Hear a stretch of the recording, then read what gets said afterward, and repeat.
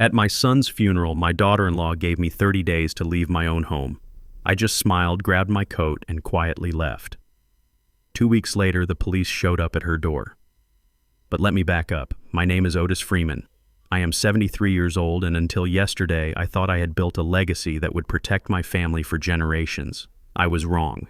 The enemy wasn't at the gate. The enemy was sleeping in my guest room. If you are listening to this, hit like and subscribe and tell me in the comments if you have ever been betrayed by the blood in your veins. The wind off Lake Michigan cut through my black wool coat like a razor blade, but I didn't feel the cold. I didn't feel my feet standing in the mud of the cemetery. I only felt the hollow ache in my chest where my heart used to be. My wife Coretta was being lowered 6 feet into the freezing Chicago earth. 50 years. We had 50 years together. She was the only woman who could look a man like me in the eye, a man with calloused hands and a past full of street fights and whiskey, and see something worth saving. She cleaned me up. She made me a man. And now she was gone. I stood there gripping my cane, not because I needed it to walk, but because I needed something to squeeze so I wouldn't scream. My son Jamal stood to my right. He was 40 years old, wearing a custom Italian suit that I knew for a fact I had paid for last Christmas. He was crying, or at least he was making the sounds of crying. But his eyes were dry. He kept checking his watch. He kept glancing at his wife, Tiffany. Tiffany. My daughter-in-law. She stood on the other side of Jamal, looking like a black widow spider in a designer veil. She was a real estate agent who sold condos to the gentrifiers pushing our people out of the neighborhood. She didn't look at the coffin. She was looking at the guests, counting heads, calculating net worths. I saw her whisper something to Jamal and he stiffened. He looked at me, then looked away quickly, like a dog that knows it just chewed up the master's favorite boots. The pastor said the final amen. The crowd began to disperse, a sea of black umbrellas moving toward the parking lot. I stayed. I wanted one more minute. Just one more minute to tell Coretta I would be okay, that I wouldn't go back to the bottle, that I would keep the business running. That was when Tiffany approached me. She linked her arm through mine. To anyone watching from a distance, it looked like a tender gesture, a loving daughter-in-law comforting a grieving widower. She leaned in close, her expensive perfume overpowering the smell of damp earth and lilies. I expected condolences. I expected a lie about how much she would miss Coretta. Otis. She whispered, her voice low and sharp like the hiss of a leaking gas pipe. We need to talk about the living arrangements. I turned to look at her. Her face was composed, sad even for the benefit of the onlookers. But her eyes were dead. Cold blue ice. What are you talking about, Tiffany? I rumbled. My voice sounded like gravel grinding together. I hadn't spoken in 2 days. You have 10 days to get out, she said. The mask didn't slip, but the words were a punch to the gut. The Greystone is too much for you to manage alone. Jamal and I have discussed it. The market is hot right now. We need to list it while the sympathy factor is high. We need a seller who knows how to make money, not an old man who hoards memories. I froze. The Greystone. My house. The house I bought in 1978 when this neighborhood was burning. The house I renovated with my own 2 hands, stripping the lead paint, relaying the floors, tuck-pointing the brick until my fingers bled. It wasn't just a house. It was the museum of my life with Coretta. 10 days, I repeated, my voice flat. 10 days, she confirmed. And don't make this difficult, Otis. Jamal agrees with me. He knows you're slipping. We've seen you forgetting things. We've seen your hands shaking. It's for your own good. I looked past her shoulder at my son. Jamal was standing by the limousine pretending to be on a phone call. He wouldn't even look at me. He knew. He had signed off on this. My son. The boy I had carried on my shoulders. The boy whose tuition I paid when he wanted to study art history instead of construction. The boy who had embezzled $50,000 from his church fund 10 years ago, a debt I quietly paid off so he wouldn't go to prison. He was selling me out for a quick commission. I didn't yell. I didn't raise my hand. 40 years ago, the old Otis, the street Otis, would have put them both in the hospital. But Coretta had taught me better. She taught me that silence is louder than noise. Silence is where you build your strategy. I pulled my arm away from Tiffany. I didn't say a word. I just looked at her. I looked at her with the eyes of a man who used to negotiate contracts with mobsters in the 80s. She flinched just for a second. Here, she said, shoving a glossy brochure into my hand. I did some research.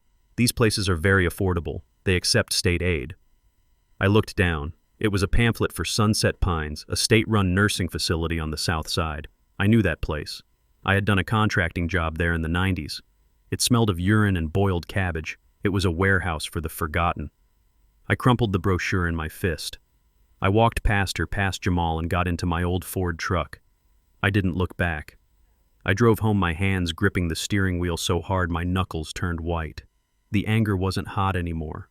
It was cold. It was a block of ice sitting in my stomach. I pulled up to the house, my beautiful gray stone. 3 stories of history. The hydrangeas Coretta had planted were wilting in the cold. I walked up the stone steps, the same steps I had carried Coretta up on our 25th anniversary. I reached into my pocket for my keys. I slid the key into the lock. It didn't turn. I frowned. I jiggled it. Nothing. It hit a hard stop. I stepped back and looked at the door. The brass hardware looked newer, shinier. Panic flared in my chest for the first time. I ran to the side door, the service entrance I used when I was muddy from a job site. Locked. My key didn't fit there either. They hadn't waited 10 days. They hadn't even waited 10 hours. While I was burying my wife, while I was saying my final goodbyes, my son and his wife had changed the locks on my home. I stood on my porch, a 73-year-old man locked out in the cold, wearing a funeral suit. I could hear movement inside. I heard heavy footsteps. I heard the sound of furniture being dragged. I pounded on the door. "Jamal, open this door." The curtain on the front window twitched. I saw Tiffany's face. She wasn't smiling. She looked annoyed, like I was a solicitor trying to sell her solar panels. She held up her phone to the window. On the screen, she had typed a message in large letters. "Go away, or we call the cops. You are trespassing. Trespassing. In the house where my name was on the deed." Or was it? A cold dread washed over me. I remembered the papers Jamal had brought me last week when I was dizzy with grief, doped up on sedatives the doctor gave me after Coretta died in my arms. "Just insurance papers, Dad," he had said. "Just to handle Mom's medical bills." Had I signed it over? Had I signed a quitclaim deed in my grief? I looked at Tiffany's face in the window. She waved the brochure at me again, the one for the nursing home. Then she closed the curtains. I stood there for a long time. The wind bit at my face. I realized then that my grief was a luxury I could no longer afford. Coretta was gone. And the wolves weren't at the door. They were inside, drinking my wine and dragging my furniture across the floor. I didn't bang on the door again. I didn't scream. I walked back to my truck.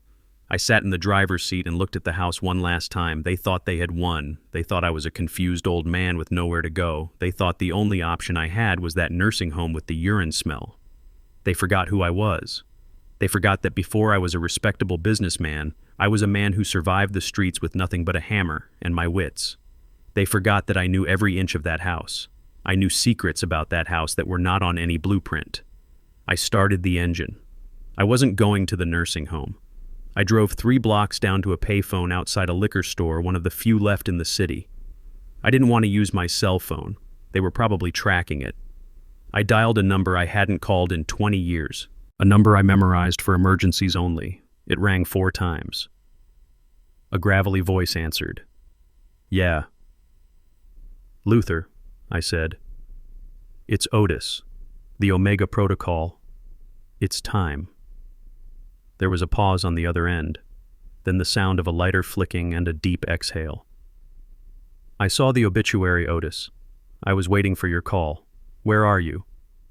"I'm on the street. I need the kit, and I need a place to sleep that isn't on the grid. Meet me at the old lumber yard in 20 minutes. Come alone." I hung up. I looked at my reflection in the rearview mirror. The sad, grieving husband was gone. In his place was a man with a mission. They wanted a war. I would give them a war. But I wouldn't fight it with shouting and violence. I would fight it the way I built my buildings brick by brick until I walled them in, and the only way out was through me. I put the truck in gear. The sun was setting over Chicago, casting long, bloody shadows across the pavement. My wife was dead. My son was a traitor. My house was stolen. I had never felt more alive. I didn't have to wait for the 10 days to run out because the invasion started that very night. The funeral guests hadn't even finished their potato salad at the repast before I heard the sound that would haunt my sleep. It was the rolling thunder of suitcase wheels on my hardwood floors. My son Jamal and his wife Tiffany didn't just come to check on me. They moved in. They brought enough luggage to stay for a year. I was sitting in my armchair in the corner of the living room, the one Coretta used to call my throne. I still had my funeral suit on. My tie was loosened, but I felt like I was choking. Jamal walked in carrying 3 Louis Vuitton bags. He wouldn't meet my eyes. He mumbled something about not wanting me to be alone in this big house, saying it was dangerous for a man of my age to be by himself with so much grief. He called it love. I called it an occupation. Then Tiffany marched in. She didn't look at me. She looked at the walls. She looked at the crown molding I had installed with my own hands in 1982. She looked at it like a butcher looks at a side of beef deciding where to make the first cut. I watched them head for the stairs. My heart hammered against my ribs. They were heading for the master bedroom, Coretta's room, our room. The door was closed. I had closed it this morning before we left for the church because the smell of her lavender lotion was still in the air, and I wanted to keep it there. I wanted to bottle it. I stood up. My knees popped. I grabbed my cane and followed them to the landing. Tiffany was already turning the handle. "That room is closed," I said.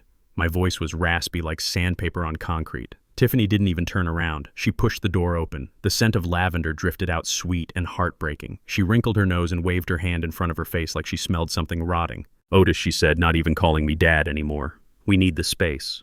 The guest room bed is too soft for my back. Besides, you don't need all this room anymore. You sleep in the recliner half the time anyway." I stepped forward. "That is my wife's room." Was she corrected? She walked inside. I watched her muddy boots step onto the white rug Coretta kept spotless for 20 years. Jamal followed her, dragging the bags. He looked at me, his eyes pleading for me not to make a scene, pleading for me to just die quietly so he wouldn't have to feel guilty. "We are going to make some changes," Tiffany announced. She walked over to the vanity. Coretta's silver brush was sitting there, her perfume bottles, the little ceramic dish where she put her rings. Tiffany swept her arm across the table. The bottles clattered into a trash can she had brought with her. "Stop," I said. It wasn't a shout, it was a growl. Jamal flinched, but Tiffany just sighed. She picked up a black garbage bag from her pocket and snapped it open. "We have to clear this out, Otis. It's morbid to keep it like a shrine. We are doing you a favor. You need to move on." She walked to the closet. She started pulling them down. The Sunday dresses, the coats, the silk scarves Coretta loved. She didn't fold them. She didn't treat them with respect. She stuffed them into the black plastic bag like they were dead leaves raked from the gutter. I watched a blue silk dress, the one Coretta wore to our 40th anniversary, disappear into the black plastic. I felt a pain in my chest so sharp I thought I was having a heart attack. But I didn't move. I remembered what Luther had told me on the phone. The Omega Protocol. Silence. Strategy. If I fought them now physically, they would call the police.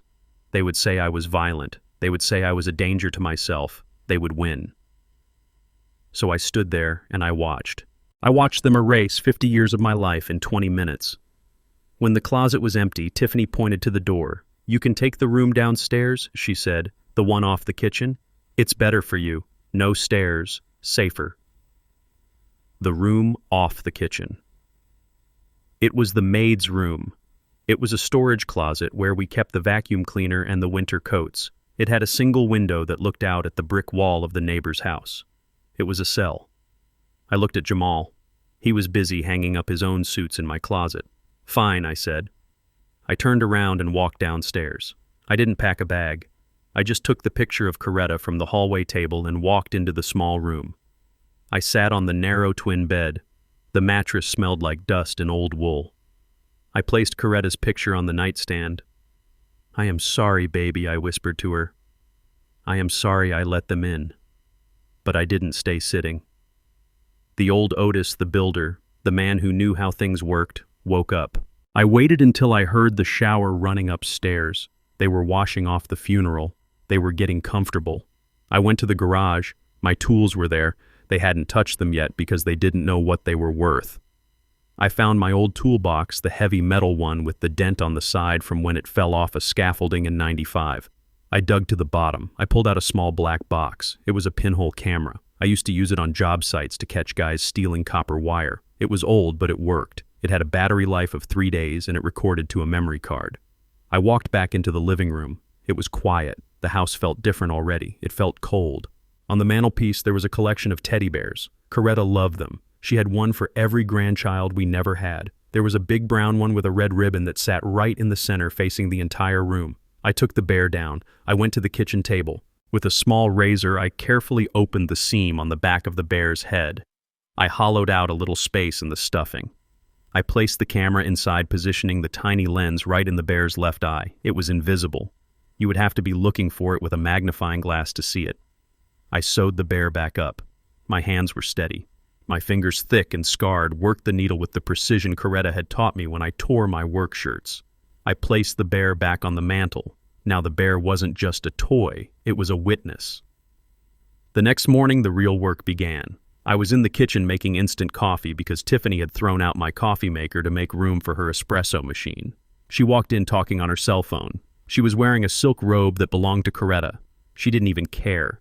She didn't see me standing in the shadow of the pantry. She was pacing back and forth, running her hand along the granite countertops. "Yes," she was saying, "the bones are good. It's a classic graystone, but the inside is a disaster. It smells like old people. We need to gut it." I held my breath. "Yeah, I have a contractor coming at noon," she continued. "I want the wall between the kitchen and the dining room gone. Open concept.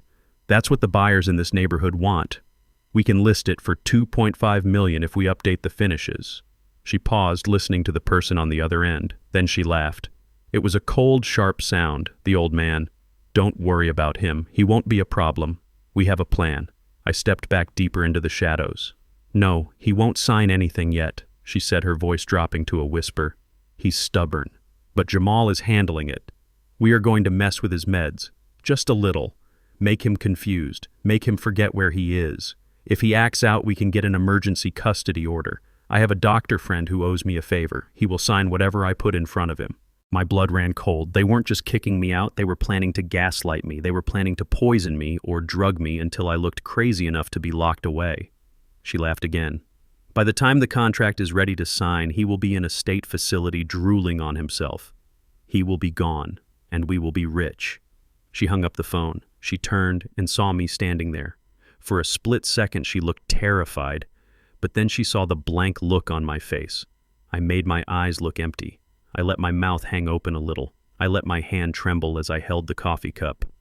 "Oh, Otis," she said, her voice dripping with fake sweetness. "How long have you been standing there? Did you sleep well in your little room?" I just looked at her. I shuffled my feet. "I want my oatmeal," I mumbled. I made my voice sound weak and confused. She smirked. It was a look of pure triumph. She thought the plan was already working. She thought I was already losing it. "Make it yourself, old man," she said, brushing past me. "I have real work to do." She walked out of the kitchen. I stood there, listening to her footsteps go up the stairs. I looked at the coffee in my cup. I poured it down the sink. I wasn't going to eat or drink anything I didn't open myself. I walked into the living room. I looked at the teddy bear on the mantel. The little glass eye glinted in the morning sun. It had seen everything. It had heard everything. I went back to my room, the maid's room. I sat on the bed and pulled out the burner phone Luther had given me. I sent one text message. They took the bait. "I have the recording. Prepare the paperwork." I lay back on the hard mattress. Above me, I could hear them walking around in my wife's bedroom. I could hear them dragging furniture. They were tearing my life apart piece by piece, but they didn't know that every step they took was leading them deeper into my trap. They gave me 10 days. I didn't need 10 days. I just needed them to think they had won. Because the higher they climbed, the harder they would fall, and I would be there to watch them hit the ground. I woke up on the third day to the sound of breaking glass coming from my study. It wasn't the accidental sound of a dropped cup. It was the deliberate, aggressive sound of someone trying to force their way into something that didn't belong to them. I lay in the narrow bed in the maid's room, staring at the ceiling, listening. I knew that sound. It was the sound of a crowbar hitting reinforced steel. I got up, my joints stiff from the cold draft coming through the window I couldn't close properly. I put on my robe and walked slowly down the hall. The door to my study was ajar. This was the room where I had drawn up the blueprints for half the apartment complexes in Bronzeville. It was the room where Coretta and I had balanced our checkbook every Friday night for 40 years. Now it looked like a crime scene. Books were pulled off the shelves, my desk drawers were pulled out and dumped on the floor. Papers, receipts, old contracts, blueprints were scattered everywhere like snow, and there in the corner was Jamal. He was sweating his silk shirt clinging to his back. He was wrestling with a crowbar trying to pry open the heavy safe I kept bolted to the floor. He looked up when he saw me. He didn't even look ashamed. He just looked frustrated. "It is stuck," he said, breathing hard. "What is the combination, Dad? We need to find your insurance papers. Tiffany says we need them for the doctor." I leaned against the door frame. I looked at the scratches on the steel safe. I bought that safe in 1992 from a bank that was closing down. It was fireproof, waterproof, and idiot-proof. "There are no insurance papers in there, Jamal," I said calmly. "Just old tax returns." "Don't lie to me," he shouted, slamming the crowbar against the desk. "We know you keep the cash in there. We know you have bearer bonds," Mom told Tiffany. Coretta never told Tiffany anything. Coretta didn't trust Tiffany as far as she could throw her, but I didn't say that. I just shook my head. "You are wasting your time, son." Jamal glared at me. Then he smiled. It was a thin, ugly smile. "We will see about that. Go to the kitchen. Tiffany has your breakfast ready. And your medicine. My medicine." I walked to the kitchen. The smell of bacon grease hung in the air, but there was no plate for me. Just a bowl of instant oatmeal and a glass of orange juice. Beside the glass was a small paper cup with 2 pills in it. Tiffany was standing by the sink, scrolling on her phone. She looked up, her face bright with a plastic cheerfulness that made my skin crawl. "Good morning, Otis," she chirped. "Eat up. And don't forget your blood pressure meds. I refilled the prescription for you yesterday. The pharmacist said they changed the shape of the generic, so don't worry if they look a little different." I looked at the pills. They were blue. My lisinopril had always been white. Round and white. These were oval and blue. I picked up the cup. I looked at Tiffany. She stopped scrolling. She was watching me, her eyes wide and unblinking like a hawk watching a field mouse. "Are you sure this is right?" I asked. "Of course," she said, her voice hardening just a fraction. "I am trying to help you, Otis. Why do you always have to be so difficult? Just take the pills. Your pressure was sky high at the funeral. Do you want to have a stroke?" I didn't want a stroke. But my gut, that instinct that had saved me from bad deals and falling bricks for 50 years, was screaming at me. But I had to play the game. If I refused, they would force me. Or worse, they would call the authorities right then and say I was non-compliant. I put the pills in my mouth. I took a sip of juice. I tilted my head back. I swallowed the juice, but I slipped the pills under my tongue. It was a trick I learned from an old crew member named Silas who did 10 years in Stateville. "Good," Tiffany said, relaxing. She turned back to her phone. "Now go sit in the living room. We have people coming to look at the house later. I need you out of the way." I walked into the living room. I waited until I was out of her line of sight, then I spit the blue pills into my handkerchief. I shoved the handkerchief deep into my pocket. But even without swallowing them, the residue tasted bitter. Chemical. An hour later, I realized I must have swallowed a little bit of the coating, or maybe they had put something in the oatmeal too. The room started to tilt. The edges of my vision went blurry. My hands resting on my knees started to shake uncontrollably. I tried to stand up, but my legs felt like they were made of water. I stumbled. I knocked over a vase, a cheap one Tiffany had put out to stage the house. It shattered. The noise brought them running. "Oh my God," Tiffany screamed. "Look at him. He's violent. He's destroying the house." Jamal was right behind her. He had his phone out. He wasn't helping me up. He was recording. The red light was blinking. "Dad, calm down," Jamal shouted for the camera, his voice full of fake concern. "Stop throwing things. We are just trying to help you." I tried to speak to tell them I was dizzy, but my tongue felt thick. Slurred words came out. "Drugged. You." "He's having an episode," Tiffany yelled, pointing at me. "See, I told the doctor he gets aggressive. He's confused. He doesn't know where he is." I tried to grab the back of the sofa to pull myself up, but my grip failed. I slid to the floor. Jamal kept filming, moving closer to get a shot of my shaking hands, my confused eyes. "This is perfect," I heard Tiffany whisper to him off camera.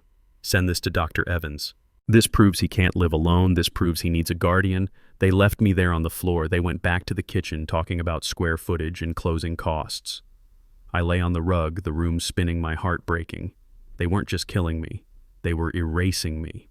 They were turning Otis Freeman, the man who built half this block, into a senile old invalid.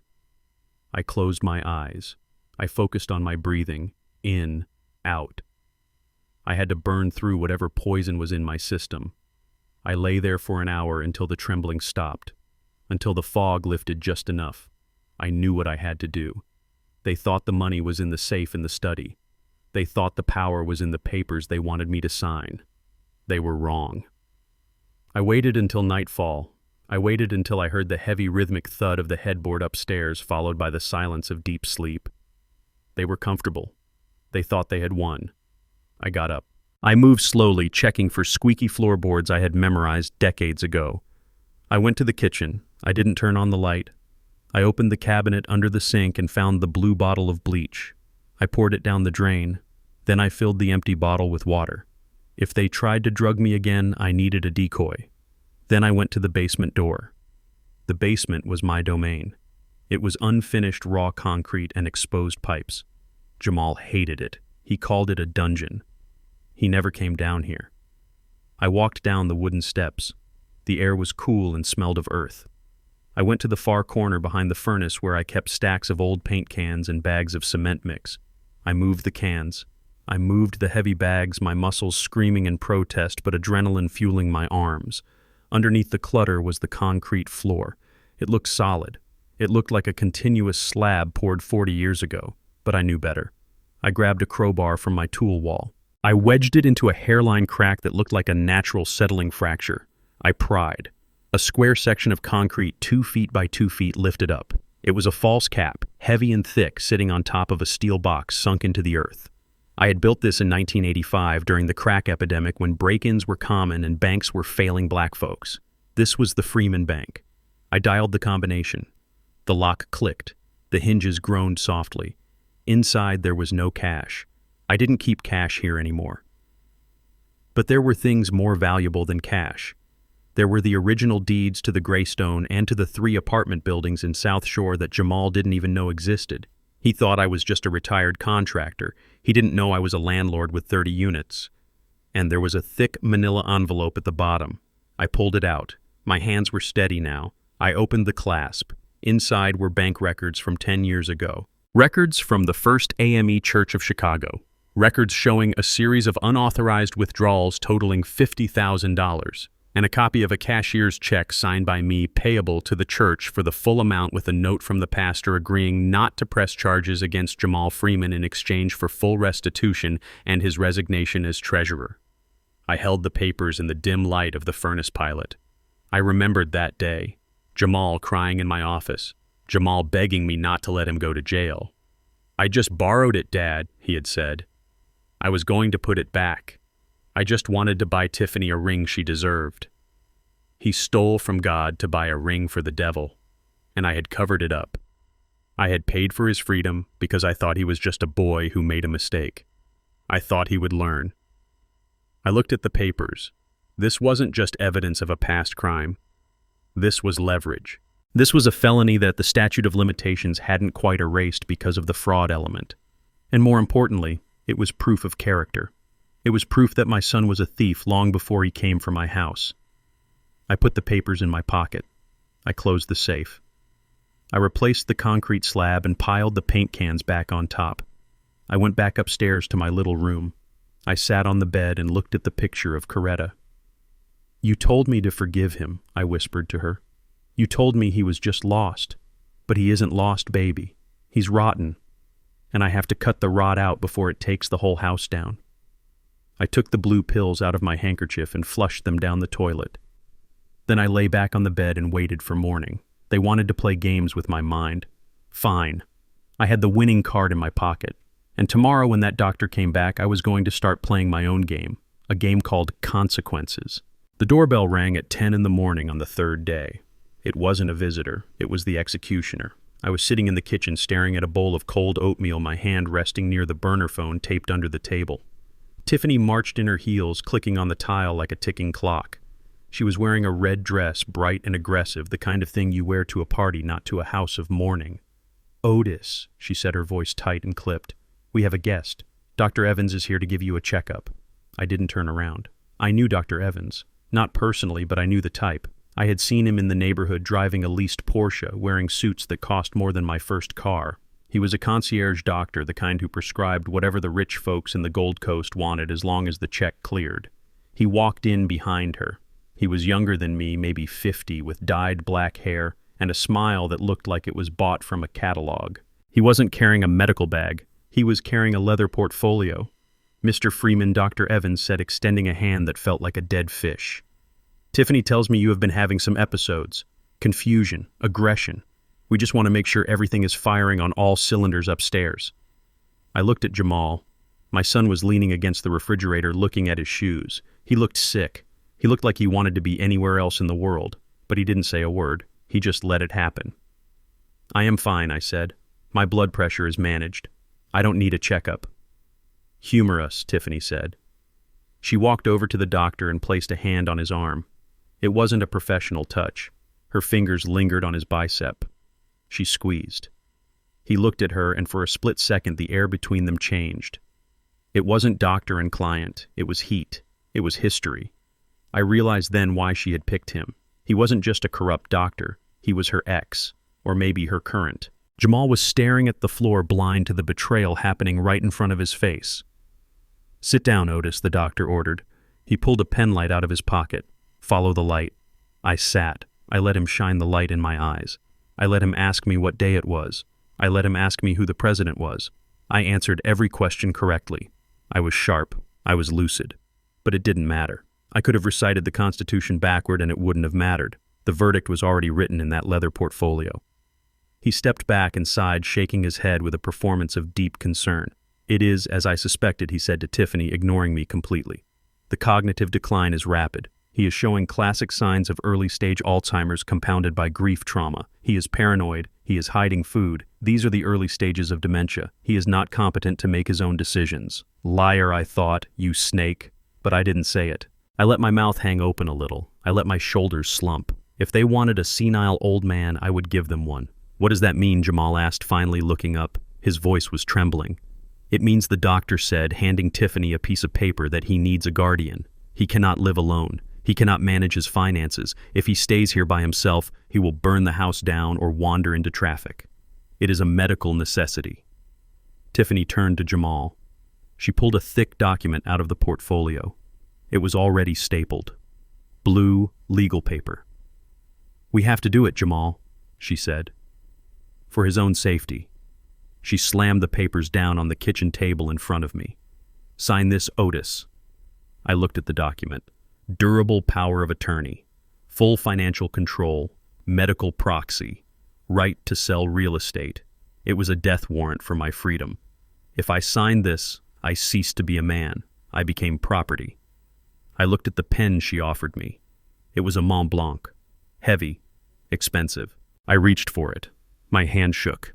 I didn't have to pretend much. The rage inside me was making my nerves vibrate like high-tension wires. I grabbed the pen, but I let it slip through my fingers. It clattered onto the table. I can't," I stammered. My hands too shaky. "Pick it up," Tiffany hissed. I tried again. I gripped it in my fist like a child holding a crayon. I brought the tip to the paper. I made a jagged mark that looked nothing like my signature. I dropped the pen again. I need to rest," I whispered. "My head hurts. Can we do this on Sunday? After church I will be stronger then." I was stalling. I needed time for Luther to get the paperwork ready. I needed time for the bank to process the freeze I had initiated on the joint accounts. I just needed 48 hours. Tiffany slammed her hand on the table. The noise made Jamal jump. "No," she screamed. Her face was inches from mine. Her perfume was thick and cloying. "We are not waiting until Sunday. We are not waiting another hour. You are signing this now." I looked at her. I let a tear leak out of my eye. "Please, Tiffany, I am tired." She straightened up. She looked at the doctor, then at Jamal. Then she looked back at me with a smile that was pure evil. "Fine," she said. "Don't sign it." She pulled her phone out. "Dr. Evans has already prepared the committal papers for the state facility. It is in Kankakee. It is a lockdown ward, Otis." "Do you know what they do there?" I stared at her. "They strap you to the bed," she said, her voice low and soft. 24 hours a day. You wear a diaper because they don't have enough staff to take you to the toilet. You eat through a tube because it is faster than feeding you. You sit in a room with 50 other screaming, drooling people until you die. And since you are incompetent, you won't have a phone. You won't have visitors. You will just rot." She leaned in closer. "That is your option B." Sign the paper and you stay in the guest room until we sell the house. Don't sign and the van will be here in 20 minutes to take you to hell." I looked at the doctor. He was checking his watch, bored. He had done this before. He had sent other old men to their graves for a fee. I looked at Jamal. My son. He was pale. He was sweating. He knew what she was describing. He knew what that facility was. "Jamal," I said. My voice was steady now. I dropped the act for a second. I looked him dead in the eye. "Do you really want to do this to me? To your father?" Jamal flinched. He looked at Tiffany, then back at me. I saw the conflict in his face. I saw the shame warring with the greed. For a second I thought he might break. I thought he might be the man I raised. But then he looked at Tiffany's stomach. "Dad," he whispered. His voice was cracking. "I have to. We need the money." "Why?" I asked. "Why do you need it so bad you would bury me alive?" He took a deep breath. He looked down at his hands. "Because Tiffany is pregnant," he said. "We are having a baby, your grandson, and I can't raise him broke. I need this start." The room went silent. Pregnant. I looked at Tiffany. She smoothed her dress over her flat stomach. She smirked. It was a triumphant, untouchable smirk. A baby. My heart stopped. A grandchild. It was the one thing Coretta and I had prayed for. The one thing that never happened. And now here it was. A reason. A justification. But as I looked at Tiffany, as I saw the way she stood, the way she held a glass of wine in her hand just last night at dinner, the way she looked at the doctor with that hungry, knowing gaze, I knew. I knew it in my gut. I knew it in my bones. It was a lie. She wasn't pregnant. She was playing the trump card. She was using the dream of a legacy to steal the reality of my life. I looked back at Jamal. He believed it. He was desperate to be a father, desperate to provide, and she was using that desperation to turn him into a parricide. I felt a coldness settle over me that was deeper than the grave. This was it. This was the end of the line. There was no saving him. He had chosen his poison. "Okay," I said softly. I picked up the pen. My hand didn't shake this time.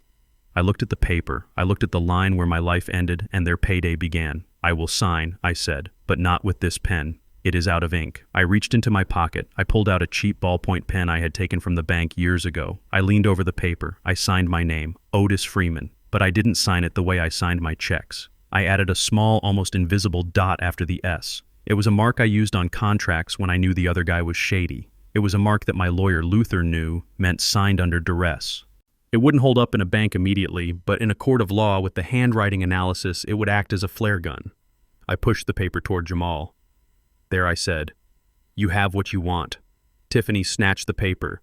She checked the signature. She smiled. Finally, she said. She turned to the doctor. "Thanks, Evans. Send the bill to the estate." The doctor nodded and left without a word. Jamal wouldn't look at me. He grabbed the paper from Tiffany and held it to his chest like a shield. "It is for the baby." "Dad," he mumbled, "you will understand when you see him." I stood up. I felt old. I felt tired, but my mind was sharp as a tack. "I hope so, son," I said. "I hope he is worth it." I walked past them back to my little room off the kitchen. I closed the door. I sat on the bed and listened to them celebrating upstairs. I heard the pop of a champagne cork. Pregnant women don't drink champagne. I pulled out the burner phone. I sent a message to Luther. "They have the paper. The lie is confirmed. Execute phase 2. I lay back on the pillow. They thought the game was over. They thought they had won the championship. But they didn't know that we were just finishing the warm-up. They had the paper, but I had the truth. And in 10 days, that truth was going to burn this house to the ground. The 10th day arrived not with a whimper, but with the popping of a cork. I was sitting on the edge of the twin bed in the maid's room, staring at my hands. They were rough hands mapped with scars from 50 years of laying brick and pouring concrete. They were hands that built things. But today, to the people upstairs, they were just old hands that couldn't hold on to a house anymore. I heard the laughter drifting down from the living room. It was a party, a celebration. Tiffany had invited friends over. I could hear the clinking of glasses and the high-pitched chatter of real estate agents talking about staging and curb appeal. They were celebrating my eviction. They were toasting to the empty space where I used to exist. I stood up. My knees cracked a sound like a dry twig snapping in winter. I put on my coat. It was an old Carhartt jacket stained with oil and paint. Tiffany hated it. She said it smelled like poverty. I loved it. It smelled like work. It smelled like dignity. I walked out of the room and into the hallway. The noise from the living room got louder.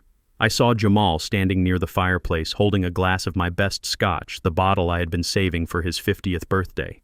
He was laughing at something a man in a shiny suit was saying. He looked happy. He looked relieved. The guilt I had seen in his eyes a few days ago was gone, washed away by the promise of a big payday. I walked into the room. The conversation died instantly. It was like a record scratch. Everyone turned to look at the old man in the work coat standing in the doorway. Tiffany stepped forward. She was wearing white. She looked like an angel of death. "Otis," she said, her voice tight with fake hospitality, "we are having a little get-together. A strategy meeting for the sale. You should probably stay downstairs. It might be too much excitement for you." I looked at her. I looked at the room full of strangers drinking my liquor and sitting on my furniture. "I am leaving Tiffany," I said. My voice was low and steady. "You said 10 days. Today is day 10. I am a man of my word." A smile broke across her face. It was genuine this time, a smile of pure victory. "Oh, Otis," she said. That is very sensible of you. The van for the facility will be here in an hour." "I don't need your van," I said. "I have my truck, and I have my things." She glanced at the battered leather tool bag hanging from my shoulder. She sneered. "Is that it? Just that dirty old bag, that is all I need," I said. She laughed. It was a cruel tinkling sound. "Suit yourself. As long as you are gone before the photographer gets here at noon, we need to air the place out." I nodded. I turned to Jamal. He wouldn't meet my eyes. He was swirling the ice in his glass, staring at the amber liquid. "Goodbye, son," I said. He mumbled something into his glass. Maybe it was goodbye. Maybe it was I'm sorry. It didn't matter anymore. I turned and walked away. But I didn't go to the front door. Not yet. I had one last stop to make. I went to the garage. It was cold in there, the concrete floor seeping a chill into my bones. My old Ford truck was parked in the corner, covered in a layer of dust. Tiffany had told me she sold it, but the buyer hadn't come to pick it up yet. That was her mistake. She thought because I was old, I didn't know how to disable a distributor cap. The truck wasn't going anywhere until I wanted it to. I opened the passenger door. I placed the tool bag on the seat. It looked like a bag of rusty wrenches and hammers. To Tiffany, it was trash. But she didn't know what was underneath the false bottom I had installed 10 years ago. Inside that bag, wrapped in an oily rag, was Coretta's wedding ring. The real one. Not the decoy I left in the jewelry box upstairs. This was a 2-carat diamond I had bought in 1998 after I landed the contract for the city library renovation. Next to it was my grandfather's pocket watch, solid gold, the one he carried when he worked as a porter on the Pullman trains. And beneath that, in a waterproof plastic sleeve, were the papers. The papers Tiffany and Jamal would kill for if they knew they existed. You see, they thought the Greystone was the prize. They thought this house was the pot of gold at the end of the rainbow. They were so busy looking at the crown molding and the square footage that they never bothered to look at the man who built it. They didn't know about Freeman Holdings, LLC. They didn't know that for the past 20 years, every dime of profit I made from my contracting business didn't go into the bank account Jamal had access to. It went into the company, a company that owned 3 apartment buildings in South Shore, 30 units, fully occupied, fully paid off. I wasn't a destitute old man being kicked to the curb. I was a landlord with a portfolio worth $4 million. And Jamal, my own son, didn't know about a single brick of it because he never asked. He never came to the job sites. He never wanted to get his hands dirty. He just wanted the finished product. I patted the bag. My legacy was safe, not the house. The house was just wood and stone. My legacy was in this bag and in the freedom it bought me. I reconnected the distributor cap on the truck. The engine roared to life with a cough of black smoke. It sounded like an angry beast waking up. I backed out of the garage. I saw Tiffany watching from the kitchen window. She was holding a glass of champagne. She waved at me. A little dismissive wave. Like you wave at a fly you just shoot out of the house. I didn't wave back. I shifted gears and drove down the driveway. I watched the house disappear in my rearview mirror. The house where I raised my son. The house where I held my wife as she took her last breath. It was gone, but I wasn't sad. I felt a strange lightness in my chest. The weight of the lies, the weight of sleeping with one eye open was gone. I drove 3 blocks to the corner of King Drive and 35th. There was a payphone there, one of the last ones standing, covered in graffiti and stickers. I parked the truck. I got out. The wind whipped around me, carrying the smell of exhaust and snow. I dropped a quarter into the slot. I dialed the number. It rang once. "It is done," I said. Luther's voice came on the line. He sounded like he was smiling. "Did they take the bait?" "Hook, line, and sinker," I said. "They think I am gone. They think I am broken. They are drinking champagne right now," good Luther said. "That makes them careless. The paperwork is ready, Otis. The trust is activated. As of this morning, the deed to the Greystone doesn't belong to you anymore, and it certainly doesn't belong to them." I looked at the gray sky. "Executed," I said. "Copy that," Luther said. "Omega Protocol is live. Where are you going?" "I am going to the Ritz," I said. "I believe I have a reservation under the name Mr. King." "You do indeed." Luther laughed. "And Otis?" "Yeah, leave the truck. I have a car waiting for you around the corner. A black sedan. Driver's name is Marcus. He knows the drill." I hung up the phone. I walked around the corner. There it was. A sleek black town car engine, idling exhaust puffing white clouds into the cold air.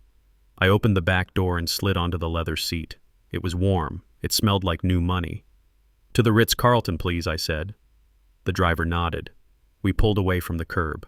I closed my eyes. Phase 1 was complete. I had retreated. I had let them think they pushed me out. I had let them think they were the kings of the castle. Now they would get comfortable. Now they would start spending money they didn't have. Now they would start tearing down walls. And while they were busy destroying my house, I would be sitting in a 5-star suite eating room service and waiting for the moment to pull the rug out from under them. They wanted 10 days, I gave them 10 days. But the next 10 days, those belonged to me, and they were going to be hell. I thought I was done with the house, but the house was not done with me. 2 days after I checked into the Ritz, my burner phone buzzed. It was a notification from an online marketplace. Someone had set up an alert for vintage tools and mid-century furniture in the Bronzeville area. I looked at the listing. There it was. My table saw. The heavy cast-iron Delta saw I had used to cut the trim for the mayor's office in '98. It was listed for $200. It was worth $2,000. Then I saw the other listings: Coretta's sewing machine, the dining room chairs, my collection of jazz records. Tiffany wasn't waiting for the estate sale. She was liquidating my life on the internet for pennies on the dollar. She was selling my history to strangers just to clear the floor space for her open-concept renovation. I felt the heat rise in my neck. It wasn't about the objects. It was about the disrespect. It was about the speed with which she was erasing us. I put on my coat. I told the concierge I would be back by evening. I didn't take the town car. I took a cab to the corner of my block and walked the rest of the way. The front lawn looked like a flea market. Strangers were walking through the grass, picking up my things, haggling with Tiffany. She was standing on the porch holding a cash box, looking like a queen presiding over a yard sale of stolen goods. Jamal was nowhere to be seen. He was probably inside hiding from the shame of watching his inheritance be sold off for scrap. I walked up the driveway. A man in a blue windbreaker was looking at my table saw. He kicked the legs. "I wouldn't do that if I were you," I said, my voice low. "That saw has a hair trigger guard. It demands respect." The man looked at me, then at the old coat I was wearing. He sneered and turned back to the saw. I walked past him toward the porch. Tiffany saw me coming. Her smile dropped like a stone. "What are you doing here, Otis?" she hissed. "You gave up possession. You don't live here anymore." "I forgot my medicine," I lied. "I left a bottle in the kitchen cabinet." "Get it and get out," she said, distracted by a woman waving a $20 bill at her for Coretta's crystal vase. "And don't touch anything else." I walked into the house. It was chaotic. Furniture was pushed against the walls. The air smelled of strangers. I headed for the kitchen, but I stopped when I saw a beat-up white van pull into the driveway. It had rust on the wheel wells and a ladder rack on top. It looked like every other contractor's van in Chicago, but I knew that van, and I knew the man who stepped out of it. It was Luther. He wasn't wearing his expensive lawyer suit. He was wearing stained coveralls and a trucker hat pulled low over his eyes. He chewed on a toothpick. He looked like a man who hauled junk for a living. He looked like he belonged in the alley, not the courtroom. He walked up the driveway with a limp that I knew was fake. He approached Tiffany. "I hear you got some heavy hauling needs, ma'am," Luther said, his voice changing into a thick, street-heavy drawl. "I buy bulk. Furniture, scrap metal, whatever you want gone. Cash on the barrelhead." Tiffany looked him up and down. She saw a desperate old man she could exploit. She didn't see the man who had graduated top of his class at Howard Law and marched with the Panthers in '69. "Yeah," she said, pointing to a pile of mahogany bookshelves I had built. "Get that trash out of here. $50 for the lot if you take it all right now." Luther nodded. He started moving toward the house. He saw me standing in the doorway. He didn't blink. He didn't smile. He just brushed past me, smelling of Old Spice and motor oil. As he passed, he stumbled. He grabbed my arm to steady himself. "Watch it, Pops," he grunted. But in that second of contact, I felt it. His hand slipped into the deep pocket of my work coat. It was a smooth metallic cylinder. I went into the kitchen. I checked the pocket. It was a digital voice recorder pen. High grade, the kind private investigators use. And wrapped around it was a sticky note with a single word written on it. "Now." I understood.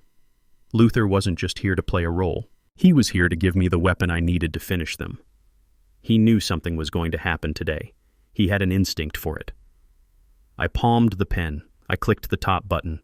A tiny red light flashed once and went dark. It was recording. I heard footsteps coming down the back stairs. It was Jamal. He looked terrible. His eyes were bloodshot. He was holding a bottle of beer even though it was barely noon. "Dad," he said, spotting me, "what are you doing here?" "Just getting my pills," I said. "I am leaving." "Good," he said. He sounded exhausted. "Tiffany is on a warpath. She wants everything gone by tonight. She says the staging company is coming tomorrow." He slumped into a kitchen chair. He put his head in his hands. I barely recognized him. This was the boy I taught to ride a bike. This was the man I saved from prison. And now he was a ghost in his own house. Tiffany walked in. She was counting a stack of cash. She looked energized. She looked alive. Greed was a hell of a drug. "Look at this, Jamal," she said, waving the money. "We made $3,000 in 2 hours. And that old junk hauler outside is taking the bookshelves for $50. I told you this stuff was garbage." She stopped when she saw me. "You are still here," she snapped. "You got your pills. Go." I moved toward the back door, but I didn't leave. I opened the door, stepped out, and let it slam shut. But I stayed inside. I pressed my back against the wall behind the refrigerator in the little alcove where the broom closet was. It was a hiding spot Jamal used to use when we played hide-and-seek 30 years ago. I held my breath. The pen was in my hand. I heard the sound of a chair scraping against the floor. Tiffany must have sat down. "We need to talk about the closing," she said. Her voice changed. It wasn't the shrill voice she used with me. It was the low, conspiring voice of a partner in crime. "What about it?" Jamal asked. He sounded defeated. "The buyer wants a quick close. Cash offer. $2.2 million. But they want a guarantee that the title is clear." "It is clear," Jamal said. "Dad signed the power of attorney. We have the authority." "I know," Tiffany said. "But Dr. Evans called. He is worried. He says if Otis gets a lawyer, that signature might be contested. He says Otis seemed too lucid during the exam. He says we might have pushed too hard." "He won't get a lawyer," Jamal said. "He is at the Ritz. He is spending his last dime on room service. He gave up Tiff. I saw it in his eyes. He is broken." I tightened my grip on the pen. "Broken. Is that what they thought?" "I hope you are right," Tiffany said. "Because we need this money, Jamal. The loan sharks are calling my brother again, and your gambling debts aren't going to pay themselves." Gambling debts. I closed my eyes. So it wasn't just the embezzlement from the church years ago. Jamal had never stopped. He had just found new ways to dig holes. But that wasn't the bomb. The bomb came next. Jamal sighed. "I hate this, Tiff. I hate what we are doing to him. He is my father. And this baby, bringing a child into this mess, maybe we should have waited." Tiffany laughed. It was a dry, hollow sound. "Oh, Jamal," she said, "you are so sweet and so stupid." "What do you mean?" "There is no baby, you idiot." The silence in the kitchen was absolute. The refrigerator hummed. A fly buzzed against the window. "What?" Jamal whispered. "I said there is no baby," Tiffany repeated, her voice dripping with scorn. "I made it up. I had to light a fire under your ass. You were wavering. You were getting soft. You were going to let your dad stay here until he died. and we would have been on the street in a month. I needed you to pull the trigger, and nothing motivates a man like a legacy. No, Jamal said. His voice was rising. No. You showed me the test. You showed me the ultrasound. I bought the test online for $20, she said casually, and the ultrasound Google Images, baby. It is amazing what you can do with Photoshop in a little desperation. You lied to me, Jamal shouted. You let me kick my father out of his own house for a lie I saved us, she screamed back. I did what had to be done. The pregnancy lie was the best idea I ever had. That old man believed it hook, line, and sinker, and so did you. You signed those papers because you thought you were protecting your future. Well, guess what? I am your future, and now we are going to be rich. So shut up, drink your beer, and help me count this money. I heard the sound of a slap. I didn't know who hit who. Then I heard a chair fall over. I am leaving, Jamal said. You aren't going anywhere, Tiffany yelled. You are in this as deep as I am. You forged the date on the power of attorney. You liquidated his savings account this morning. If you walk out that door, I will call the police and tell them everything was your idea. I will tell them you forced me. Who are they going to believe, the pregnant wife or the gambling addict with a criminal record? Silence. Then the sound of heavy footsteps walking away. Not out the door, but into the living room. He was staying. He was trapped. He had sold his soul for a child that didn't exist, and now he was shackled to the devil. I stood in the alcove. My heart wasn't beating fast anymore. It had stopped. It felt like a stone in my chest. The grandchild, the hope, the legacy. It was all smoke. It was all a con. I looked at the pen in my hand. The little red light was still blinking. I had it. I had the confession. I had the blackmail. I had the proof that my son was a pawn and my daughter-in-law was a predator. I waited until I heard Tiffany walk into the living room to follow Jamal. Then I slipped out the back door. The sun was shining, but the world looked gray. I walked down the driveway. Luther was loading the bookshelves into his van. He looked up as I approached. He saw my face. He saw the way I walked, not like a man who had won, but like a man who had survived a car crash. He didn't say a word. He just opened the passenger door of the van. Get in, Otis, he said softly. I climbed in. I sat on the cracked vinyl seat. I handed him the pen. Did you get it? He asked. I nodded. I looked out the window at the house. My graystone. My masterpiece. It looked like a tomb. They killed him, Luther Verse whispered. Who, my son? The man in there. That isn't Jamal. That is just a husk. They killed my boy. Luther put a hand on my shoulder. His grip was strong. Then let's bury them, he said. He put the van in gear. We drove away. I didn't look back. I didn't cry. I had no tears left. All I had left was the cold, hard math of retribution. They wanted to play games with fake lives. Fine. I was going to introduce them to a very real concept. It is called total destruction, and it starts now. The seventh day began with a phone call that sounded like a predator purring. I was sitting in my suite at the Ritz eating Eggs Benedict that cost more than my weekly grocery bill used to when the burner phone buzzed. It wasn't Luther this time. It was the landline from the house forwarding to the number I had let slip to Jamal by accident before I left. Otis, Tiffany said. Her voice was dripping with a syrup so thick it could choke a horse. We found something while we were cleaning out the study. A little blue book. Community Trust Savings. I smiled at my reflection in the silver coffee pot. They had found the bait. I had left that passbook inside a hollowed-out copy of a hymnal on the bookshelf.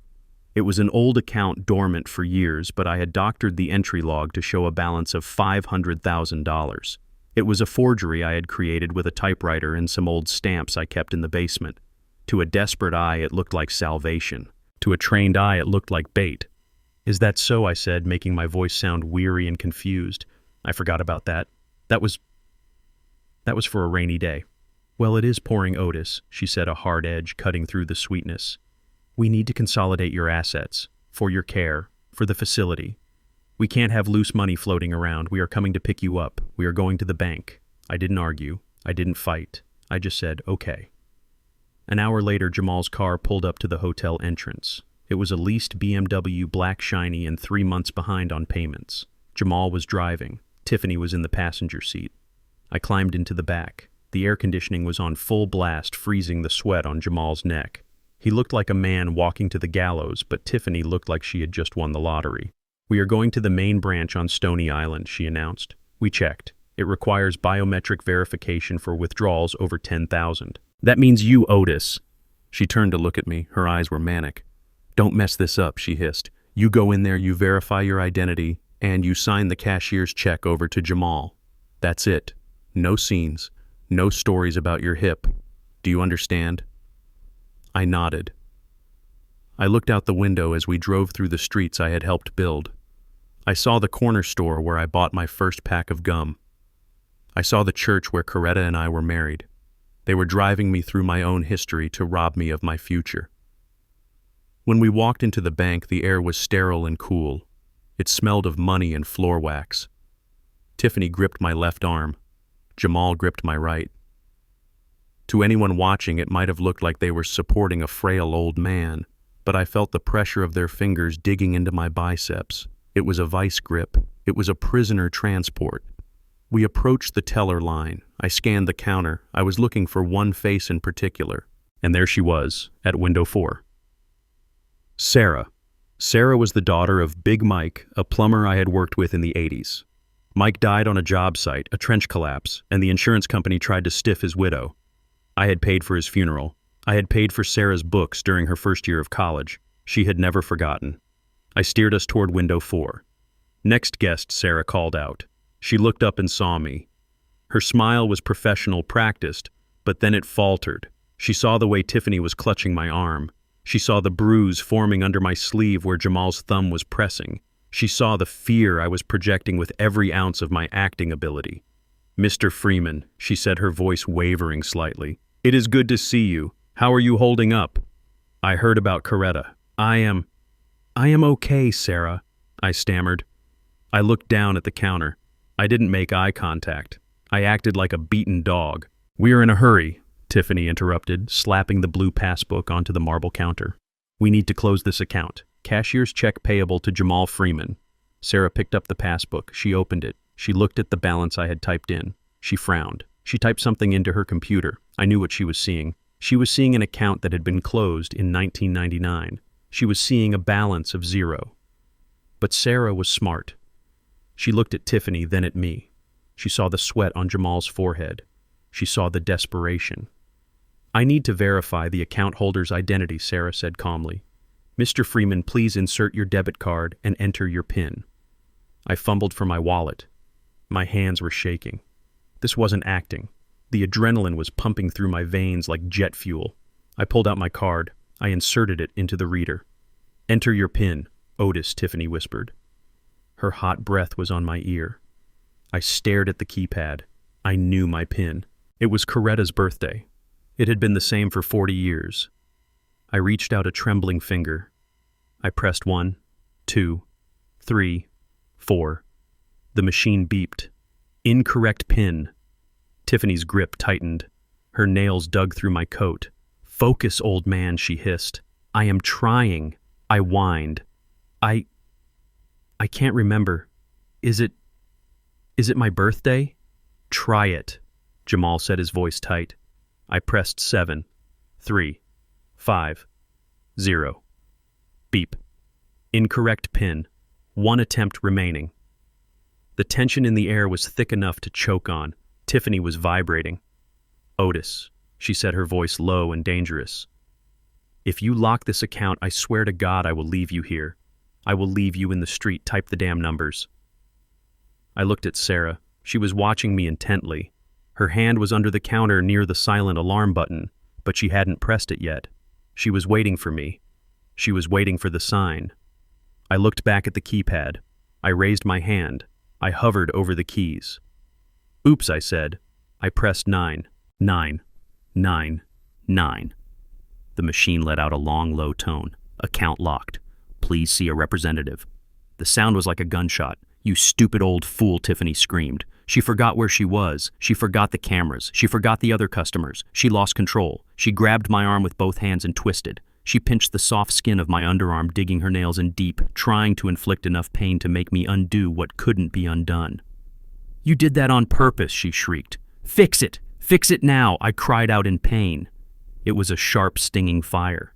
I stumbled back, knocking into the velvet ropes. "Help me!" I yelled, my voice cracking. "She is hurting me." The bank went silent. Every head turned. The security guard near the door took a step forward, his hand going to his belt. Jamal tried to pull Tiffany off me. "Tiff, stop! Everyone is looking," but she was blind with rage. She raised her hand to slap me. Her face contorted into a mask of pure hatred.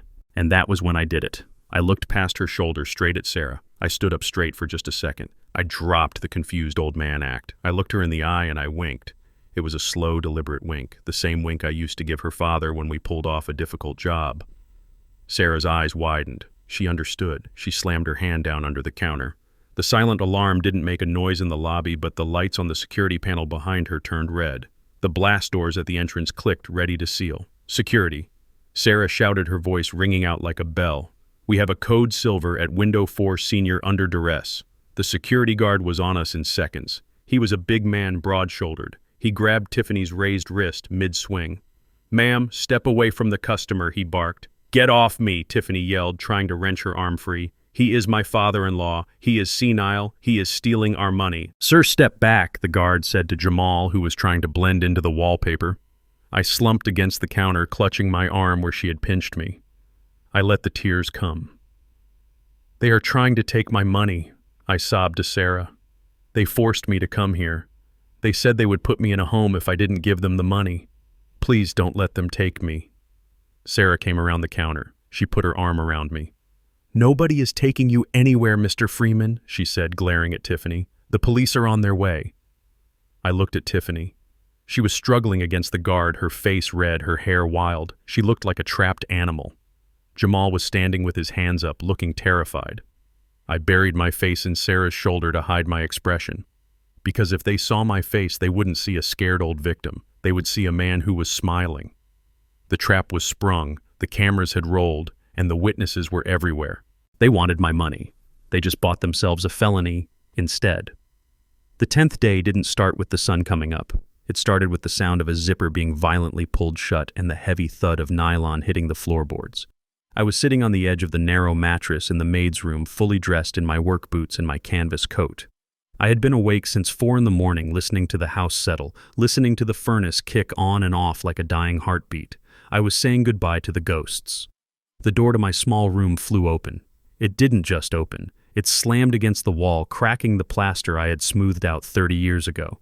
Tiffany stood there. She was wearing a silk blouse and holding a cup of coffee, looking like she was ready to host a garden party, not evict her father-in-law. Her eyes were bright, manic with the adrenaline of finally getting what she wanted. She didn't say good morning. She reached down, grabbed the handle of my battered suitcase, and dragged it into the hallway.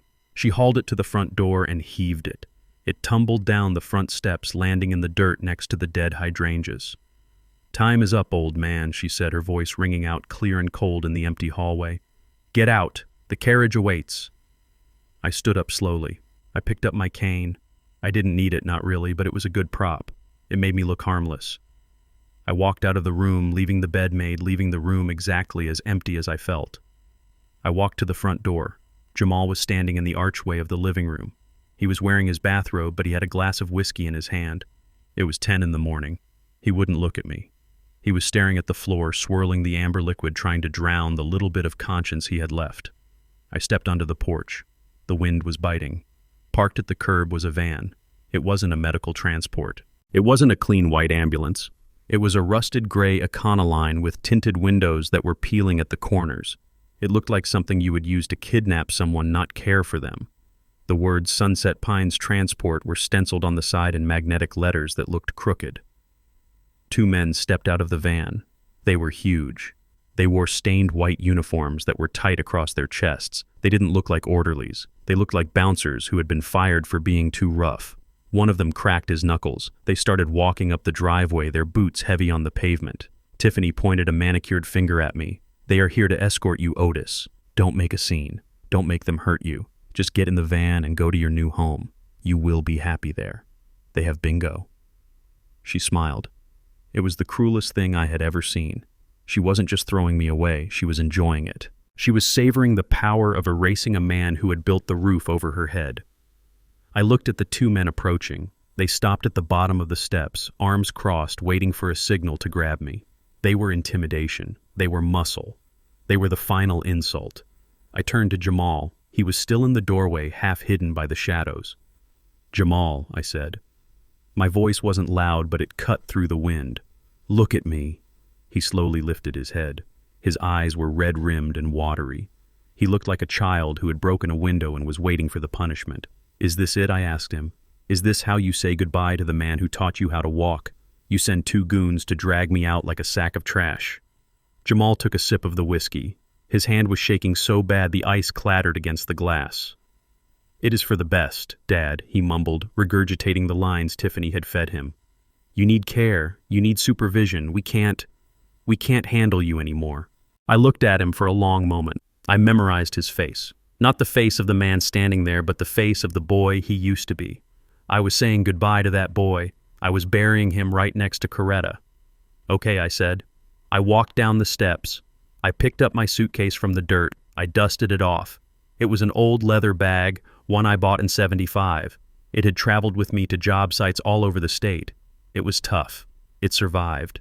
Just like me. I stood on the sidewalk. The two large men flanked me, standing too close, invading my space, trying to make me feel small. I didn't flinch. I stood up straight. I let the cane hang loose in my hand. I turned back to the house one last time. Tiffany was standing on the porch, her arms crossed, a look of pure triumph on her face. She had won. She had the house. She had the husband. She had the future. Or so she thought. I looked her in the eye. "I will go," I said. The words came out heavy like stones dropping into a well. "But you need to remember this moment, Tiffany. You too, Jamal. Remember this view. Because once I step off this property, once I get into that van, there is no coming back. You are closing a door that you will never be able to open again." Tiffany laughed. "Get in the van, Otis. Nobody wants you to come back." I nodded. I turned to the biggest of the two men. He reached out to grab my arm to shove me toward the open sliding door. I brushed his hand away. "I can walk," I said. I climbed into the back of the van. The interior smelled of stale cigarettes and pine air freshener. There were no seats in the back, just a metal bench bolted to the wall. No medical equipment, no wheelchair lift. It was a cage on wheels. The door slid shut with a heavy metallic slam. The lock engaged. I was in the dark. I heard the engine cough to life. I felt the van lurch forward. I sat in the darkness as we drove away. I didn't look out the back window. I didn't need to see them celebrating. I knew what they were doing. They were popping another bottle. They were measuring the walls for new paint. They were erasing Otis Freeman. We drove for 20 minutes. The van hit every pothole in Chicago. I bounced on the metal bench, holding my suitcase against my chest. Then the van slowed down. The road became smoother. The sounds of the city changed. The aggressive honking and the rattle of the L train faded away, replaced by the swoosh of expensive cars and the quiet hum of money. We weren't heading south to the crumbling facility in Kankakee. We were heading north. We were heading toward the Magnificent Mile. The van came to a stop. It didn't jerk. It glided to a halt. The engine cut off. The side door slid open. Light flooded in. But it wasn't the harsh fluorescent light of a hospital loading dock. It was the warm golden light of a porte cochere. I stepped out. I wasn't standing in a parking lot surrounded by barbed wire. I was standing on a polished cobblestone driveway. A doorman in a long coat and a top hat was standing there holding the door open. Above me, the awning read, "The Ritz-Carlton." The two goons who had shoved me into the van were standing there. But their posture had changed. They weren't hunching anymore. They stood at attention. The biggest one, the one who tried to grab me, ripped off the Velcro patch that said Sunset Pines from his shirt. Underneath, embroidered on his pocket, was a logo, Omega Security Solutions. He looked at me and nodded respectfully. "Safe arrival." "Mr. Freeman," he said, "sorry about the rough handling back there. We had to make it look real for the neighbors." I straightened my coat. "You did good, boys. Luther will settle your invoice." I walked toward the hotel entrance. The revolving doors spun and I stepped into the lobby. The air smelled of fresh lilies and expensive perfume. A fountain bubbled in the center of the room. And there, sitting in a velvet armchair near the fireplace, was Luther. He wasn't wearing his junk hauler coveralls today. He was wearing a three-piece charcoal suit that cost more than Jamal's car. He held a crystal tumbler of sparkling water in one hand and a thick file folder in the other. He looked up as I approached. He scanned me from head to toe. He saw the dirt on my knees from where I had knelt to pick up my suitcase. He saw the exhaustion in my eyes, but he also saw the fire. "You look like hell," Otis Luther said, standing up. "I feel like I just crawled out of a grave," I replied. Luther smiled, a wolfish grin that showed all his teeth. "Well, resurrection is messy business, my friend." He handed me a key card. It was gold. "Penthouse suite," he said. "I had them stock the fridge with that green juice you like, and I threw out all the alcohol. You need a clear head for what comes next." I took the key. "Is everything in place?" I asked. Luther tapped the file folder against his leg. "The trap is set, Otis. The bait is taken. They think you are rotting in a state ward right now. They think you are gone. They have no idea that you are about to become the majority shareholder of their misery." He reached behind the chair and pulled out a garment bag. "And go upstairs and shower," he said. "Put this on. We have a meeting with the bank in 2 hours and you can't walk in there looking like a retired bricklayer. You need to look like the CEO you are." I took the bag. I unzipped it just enough to see the fabric inside. It was a navy blue bespoke suit, silk tie, a white shirt so crisp it could cut glass. I looked at Luther. "Thank you, brother." "Don't thank me yet," Luther said, his eyes hardening. "We haven't even started the fun part. Go get cleaned up. The wolves are eating your house right now. Let them get full. It makes them slower when the hunter arrives." I walked toward the elevators. I pressed the button for the top floor. As the doors closed, I saw my reflection in the polished brass. I didn't see a victim. I didn't see a sad old man. I saw a general. And the war had just begun. I sat in the high-back leather chair of the penthouse suite, a glass of iced tea sweating on the coaster beside me. On the mahogany desk, my laptop screen glowed with a grainy, wide-angle view of my living room. The teddy bear on the mantelpiece was doing its job perfectly. The battery life was holding up, and the Wi-Fi signal was strong. I wasn't just a spectator. I was a general watching the enemy march into a minefield. It was day 11. To Tiffany and Jamal, it was day 1 of their new empire. To me, it was the beginning of the end. The audio feed crackled, picking up the sickening thud of a sledgehammer hitting plaster. I flinched. That was the wall between the dining room and the kitchen. It was a load-bearing wall. I had reinforced it myself in '82 with double headers because I wanted the house to stand for 100 years. Now some day laborer Tiffany had hired off a Craigslist ad was hacking away at it with no shoring, no permits, and no clue. Dust billowed across the camera lens. I saw Tiffany walk into the frame. She was wearing a white hard hat that looked ridiculous on her like a costume prop. She was pointing shouting orders over the noise of the demolition. Faster, she yelled. "We need this open by tomorrow. The stager is coming at noon. I want the debris gone." Jamal walked into the shot. He wasn't wearing a hard hat. He was holding a bottle of champagne drinking straight from the neck. He looked manic. He looked like a man who was trying to outrun his own shadow. "Baby, we should slow down," Jamal said, wiping dust off his Italian suit. "We haven't even checked the foundation. Dad always said—" "Don't talk to me about your dad," Tiffany snapped, spinning on her heel. "Your dad is gone. He is in a home smelling of bleach and regret. This is our house now, and we are going to flip it for $2.5 million. So drink your wine and shut up." I watched them. They were vultures picking at a carcass before the heart had even stopped beating. Then the audio picked up a shout from below. It was coming from the basement vent. "Hey, boss, you gotta see this." Jamal froze. He looked at Tiffany. They both ran toward the kitchen door that led to the basement stairs. I leaned forward. The camera couldn't see down there, but I knew exactly what they had found. The contractor had probably moved the paint cans. He had probably seen the outline of the false cap in the concrete. I turned up the volume on the laptop. I closed my eyes and listened. I knew the acoustics of that basement better than the sound of my own voice. "What is it?" Tiffany's voice echoed shrill and greedy. "Look," the worker said. "Hollow sound. Under the concrete. It's a safe. A floor safe." I heard a gasp. "I knew it," Tiffany shrieked. "I knew that old miser was hiding money. He didn't trust banks." "Get it open."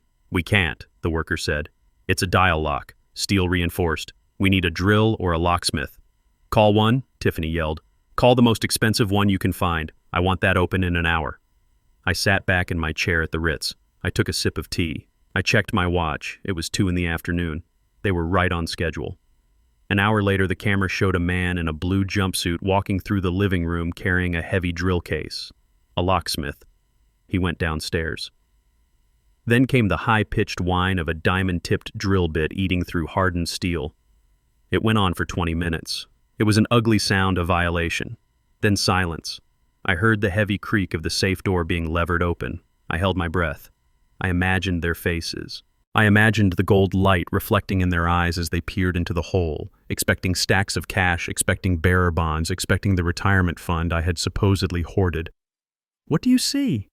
Jamal's voice drifted up, trembling with anticipation. There is nothing," Tiffany said. Her voice was flat. "What?" "It's empty." "No. Wait. There is a paper." I smiled. "Bring it here," Tiffany snapped.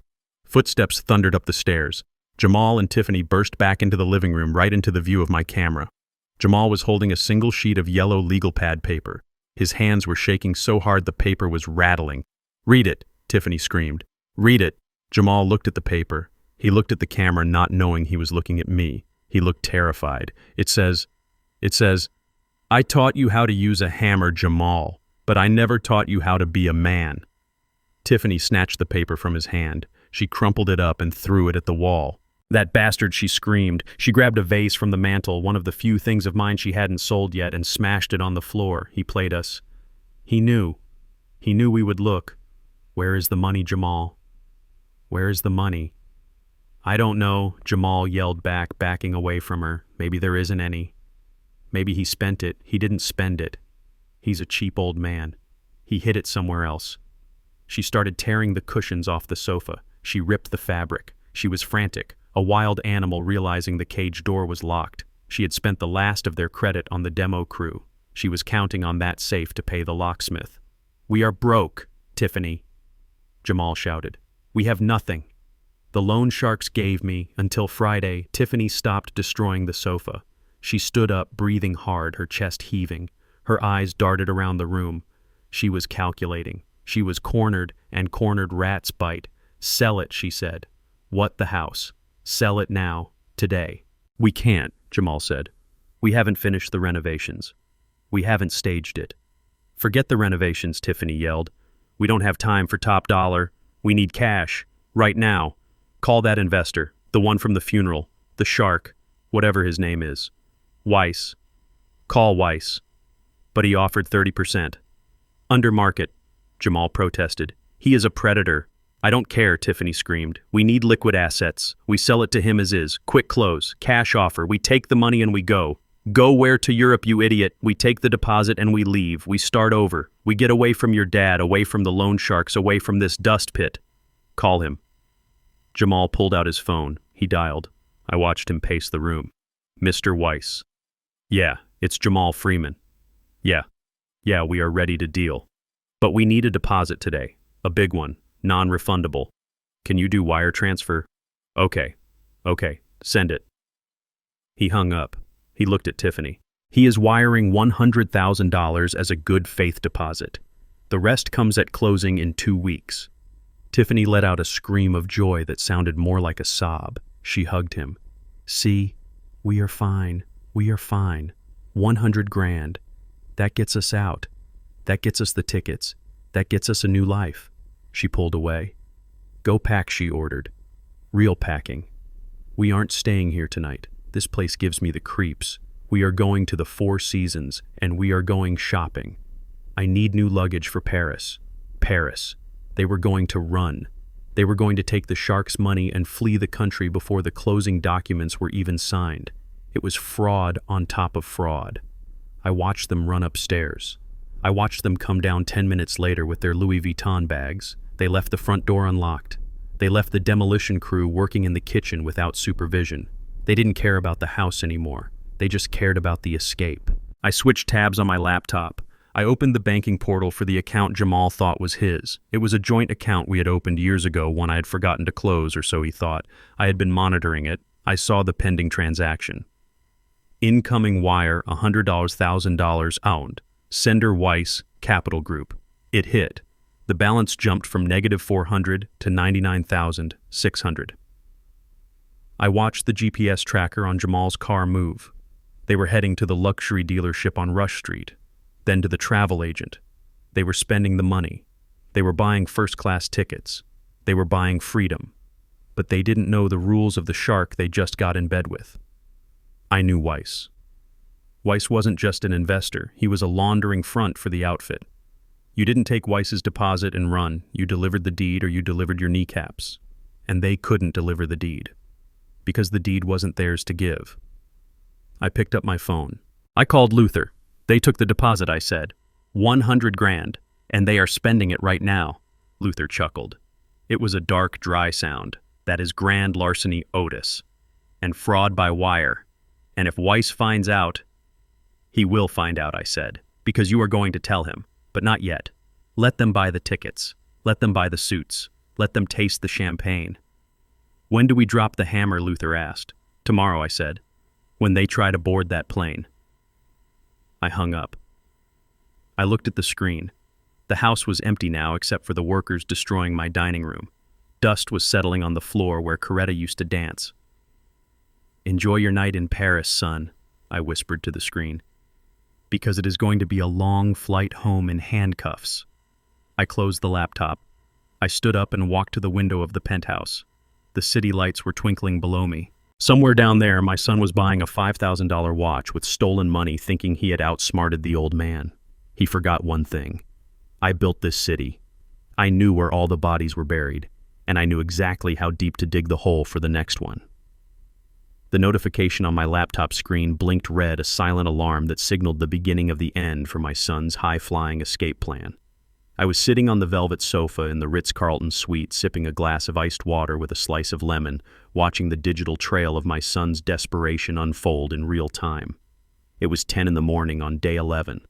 According to the GPS tracker on the BMW, Jamal was parked outside a high-end travel agency on Michigan Avenue. He didn't trust online bookings for this. He wanted the paper tickets in his hand. He wanted the tangible proof that he was leaving the mess he made behind. I watched the banking portal. A transaction attempt appeared. Air France, first class, 2 passengers, $12,400. It was pending. The system was querying the credit card. It was a card I had given Jamal 5 years ago, a supplementary card on my business account intended for emergencies like a blown tire or a hospital copay. He had kept it in his wallet like a talisman, unused, but always there thinking it was his safety net. He didn't know that at 8 o'clock this morning I had called the fraud department. I didn't just cancel the card. I flagged it. I told them my card had been stolen by a family member who was attempting to flee the jurisdiction. The screen refreshed. Transaction declined. Code 43. Stolen card. Retain if possible. I closed my eyes and imagined the scene.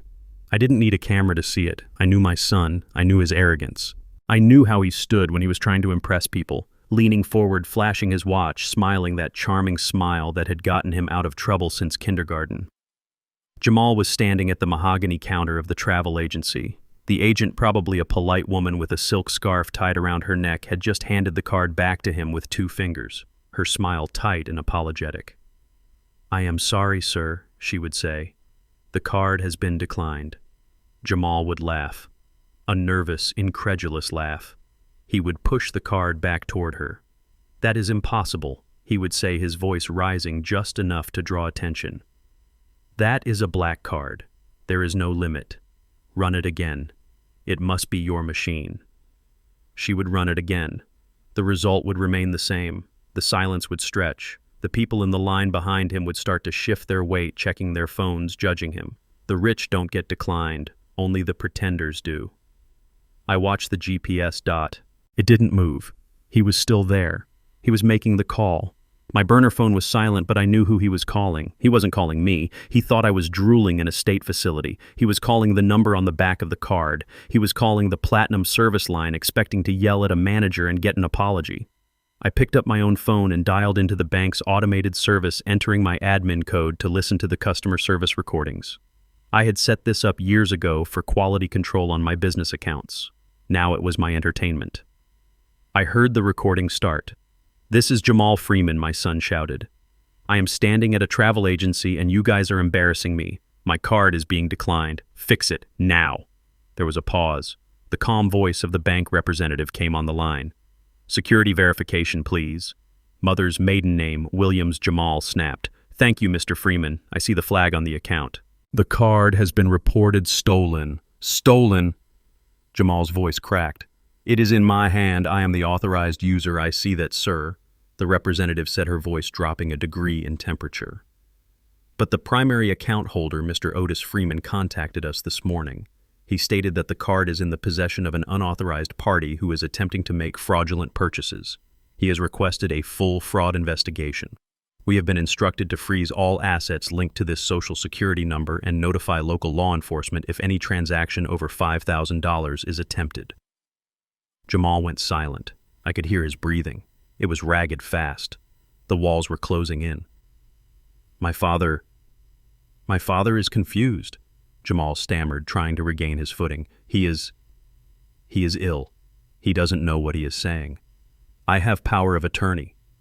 Do you have that document on file with us, sir? The representative asked. No, but I have it. I can fax it. Until we have the verified document on file and a medical competency review of the primary holder, the freeze stands.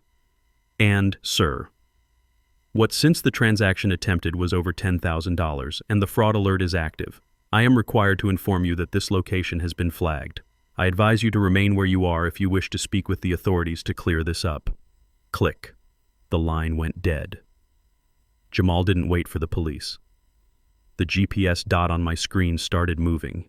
Fast. He was running back to the car. He was running back to the only place he felt safe. The house. But he didn't know that the house was no longer a sanctuary. While he was trying to buy his wings, I was busy clipping them at the root. I switched my attention to the camera feed from the living room. The house was a disaster zone. The wall was half down. Dust covered everything. Tiffany was standing in the middle of the chaos, screaming into her phone. She wasn't at the hotel. She had gone back to the house to meet the cash buyer Weiss had sent over for a final walkthrough. Greed had brought her back to the scene of the crime. But something was wrong. The lights in the living room were off. The contractor's power tools were silent. The workers were standing around looking annoyed, holding their unplugged saws. What do you mean you can't turn it back on? Tiffany yelled into her phone. I paid the bill. I paid it last week from the joint account. She paced back and forth, kicking up clouds of drywall dust. She looked frantic. Her hair was frizzy, her designer dress smeared with white powder. The heat was off, too. I could see her breath puffing in the cold air. I don't care what your computer says, she shrieked. I am the lady of the house. Turn the power back on. We have an inspection in an hour. She stopped pacing. She listened to the voice on the other end. Her face went pale. It went the color of old paper. What she whispered. I leaned in closer to my laptop speaker. Say that again, she said, her voice trembling. The person on the other end was loud enough for the microphone to pick up the tinny distortion. Ma'am, as I explained, the service was disconnected 30 minutes ago at the request of the deed holder. The request specified a total utility shutoff for major structural repairs and hazard abatement. The deed holder. Tiffany stammered. My father-in-law is the deed holder. He is unavailable. No, ma'am, the voice said. The deed was transferred. The current owner is listed as Coretta Holdings, LLC. The authorized representative for the LLC called in the order. He said the property is being gutted and no unauthorized personnel should be on site. Tiffany lowered the phone slowly. She looked around the room. She looked at the walls she was tearing down. She looked at the ceiling that had sheltered her ungrateful head for 3 years. Coretta Holdings, she whispered to the empty room. She looked confused. She looked like someone who had walked into a room and forgotten why she was there, only to realize the room itself had changed shape. New owner, she said aloud, the words tasting like ash in her mouth. We haven't sold it yet. We haven't even signed the papers. How can there be a new owner? She turned to the workers. Get out, she hissed. The foreman looked at her. Lady, you owe us for the day. I said get out, she screamed, throwing her phone at the wall. It bounced off the plaster and landed on the floor with a crack. Get out of my house. The workers didn't argue. They packed their tools and left muttering about crazy women and bounced checks. Tiffany stood alone in the dark, cold living room. The silence of the house was heavy. It was the silence of a trap snapping shut. She ran to the window. She looked out at the street. She was looking for Jamal. She was looking for the money. She was looking for an explanation. But there was no explanation that she would understand. She thought she was playing checkers. She thought she could just jump over me and take the crown. She didn't know I was playing chess. and I had just moved my rook to the back row. I picked up my phone. I dialed Luther. "The lights are out," I said. "And the bird has a broken wing at the travel agency." Luther laughed. It was a deep, satisfying sound. "The eviction notice is drafted, Otis. The process server is 5 minutes away. He has the writ." "Good," I said. "Let them stew in the dark for a few minutes. Let them feel the cold." I hung up. I watched Tiffany on the screen. She was hugging herself, shivering. She walked over to the fireplace, trying to find some warmth, but the gas was cut too. She was standing in the ruins of my life, realizing that she hadn't destroyed me. She had only destroyed her own shelter. She pulled her phone off the floor. The screen was cracked, but it still worked. She dialed Jamal. "Where are you?" she screamed when he answered. "The power is out. The water is off. They say there is a new owner." "Jamal, what is happening?" I couldn't hear Jamal's answer, but I could imagine it. I could imagine the panic in his voice as he drove the BMW like a madman back to the house, the rejected credit card burning a hole in his pocket, the fraud alert ringing in his ears. They were converging. The rats were running back to the sinking ship because they didn't know the water was already rising inside the hull. I took a bite of my cold eggs Benedict. It tasted delicious. "Come on home, son," I whispered. "Come on home to the dark. I have one more surprise for you. And this one isn't going to be a declined card. It is going to be an eviction from reality." The BMW screeched into the driveway like a missile that had lost its guidance system. I watched on my laptop screen as Jamal slammed the car door so hard the vehicle rocked on its suspension. He didn't even bother to close the gate. He ran up the steps, his coat flapping open in the freezing wind, his face a mask of pure panic. He burst through the front door. The living room was dark, illuminated only by the gray winter light filtering through the half-demolished walls. The dust from the construction hung in the air like a cold fog. Tiffany was standing by the dead fireplace, wrapped in a fur coat she had bought with my money, shivering violently. She didn't run to hug him. She didn't ask if he got the tickets. She screamed. "Fix it!" She shrieked, her voice echoing off the bare studs. "Fix the lights, fix the heat. Why is everything off, Jamal? Why are we in the dark?" Jamal ignored her. He marched right up to her, his chest heaving. He pulled his wallet out and threw the black credit card at her feet. It landed with a plastic click on the hardwood floor. "It is gone," he yelled, his voice cracking. "The money, the card, it is all gone." The old man flagged it. I was standing at the counter like a fool. "Tiffany." The police were called. I had to run. I had to run out of a travel agency like a common thief. Tiffany looked at the card on the floor. She looked at Jamal. Her eyes went wide. "What do you mean he flagged it? He is incompetent. He signed the papers. He doesn't have the authority to flag anything. We own him." "We don't own anything," Jamal shouted, grabbing his hair with both hands. "The bank said the primary holder initiated a fraud investigation. Do you know what that means? It means they are looking at everything, every transfer, every withdrawal, the 100,000 from Weiss. If they freeze that account too, we are dead. We are dead." "Tiffany." Tiffany backed away from him. She shook her head. "No," she whispered. "No. We have the house. We still have the house. Weiss is bringing the rest of the cash at closing. We just need to finish the demo. We just need to get the lights back on." She fumbled for her phone. "I will call the power company again," she said, her fingers trembling over the screen. "I will tell them it was a mistake. I will tell them I am the owner."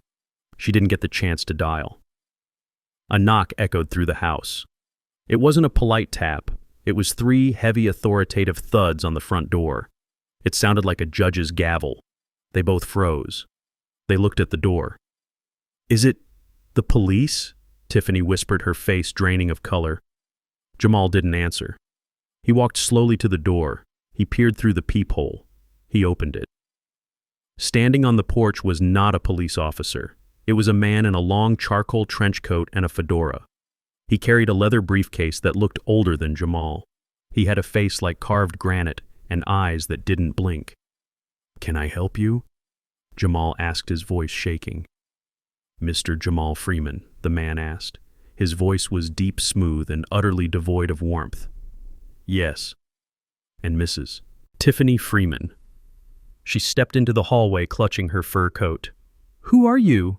"My name is Arthur Sterling," the man said. "I am the executor and primary counsel for the Coretta Freeman Revocable Trust." He stepped inside without waiting for an invitation. He walked past Jamal as if my son were a piece of furniture. He stood in the center of the ruined living room looking at the smashed walls and the debris on the floor.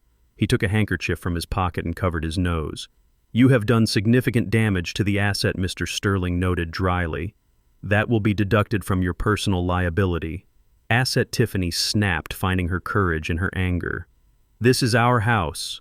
My father-in-law signed power of attorney over to us 3 days ago. We can do whatever we want with it." Mr. Sterling turned to look at her. He didn't smile. He didn't frown. He just opened his briefcase. "That is a common misconception, Mrs. Freeman," he said. He pulled out a thick document bound in blue paper. "You see, Otis Freeman does not own this house. He never did." Jamal laughed. It was a nervous, high-pitched sound. "That is ridiculous," Jamal said. "I grew up here. My dad built this place. His name is on the mortgage." "His name was on the mortgage," yes, Sterling corrected. "But the deed, the title to the property, that was transferred 20 years ago." "Transferred to whom?" Tiffany demanded. "To the Coretta Freeman Revocable Trust," Sterling said. "Your mother, Mr. Freeman, was a very prudent woman. She knew the history of this neighborhood. She knew the history of this family.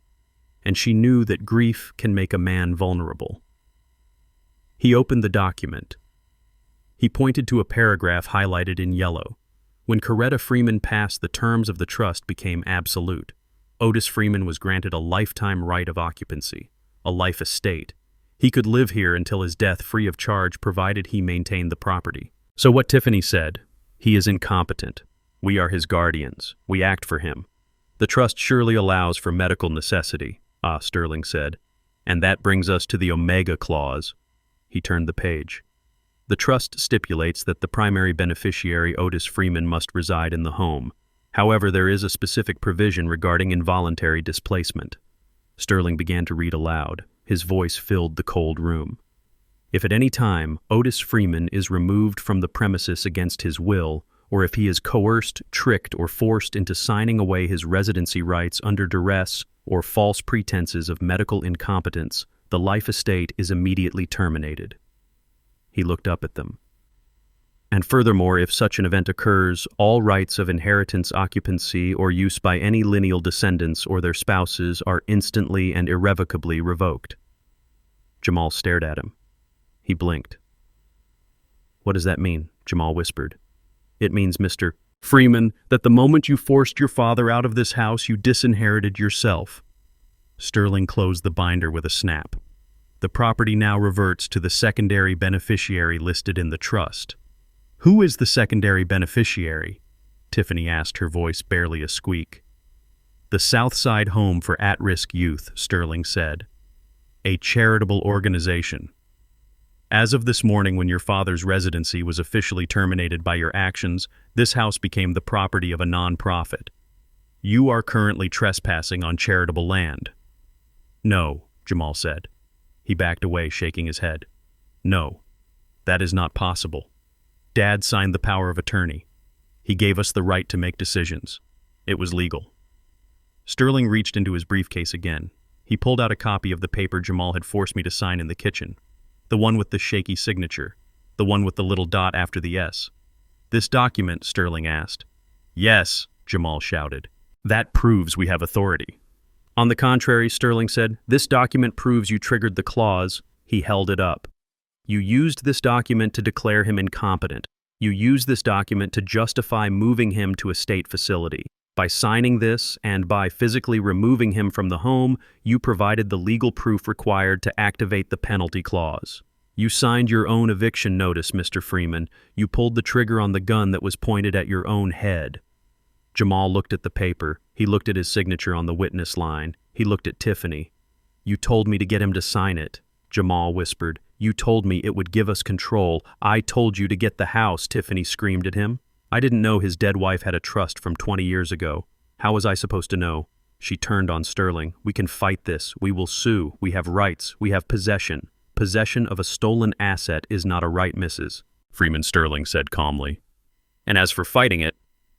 He reached into his pocket and pulled out a roll of red tape and a stack of papers. "I have already filed the emergency writ with the county court. The judge reviewed the terms of the trust and the evidence of Mr. Freeman's forced removal. Evidence, Jamal asked. What evidence? Sterling pointed to the mantelpiece. To the teddy bear.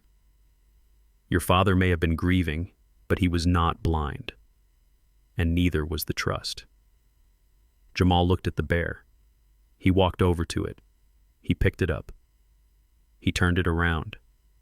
He saw the tiny slit in the fabric. He saw the glint of the lens.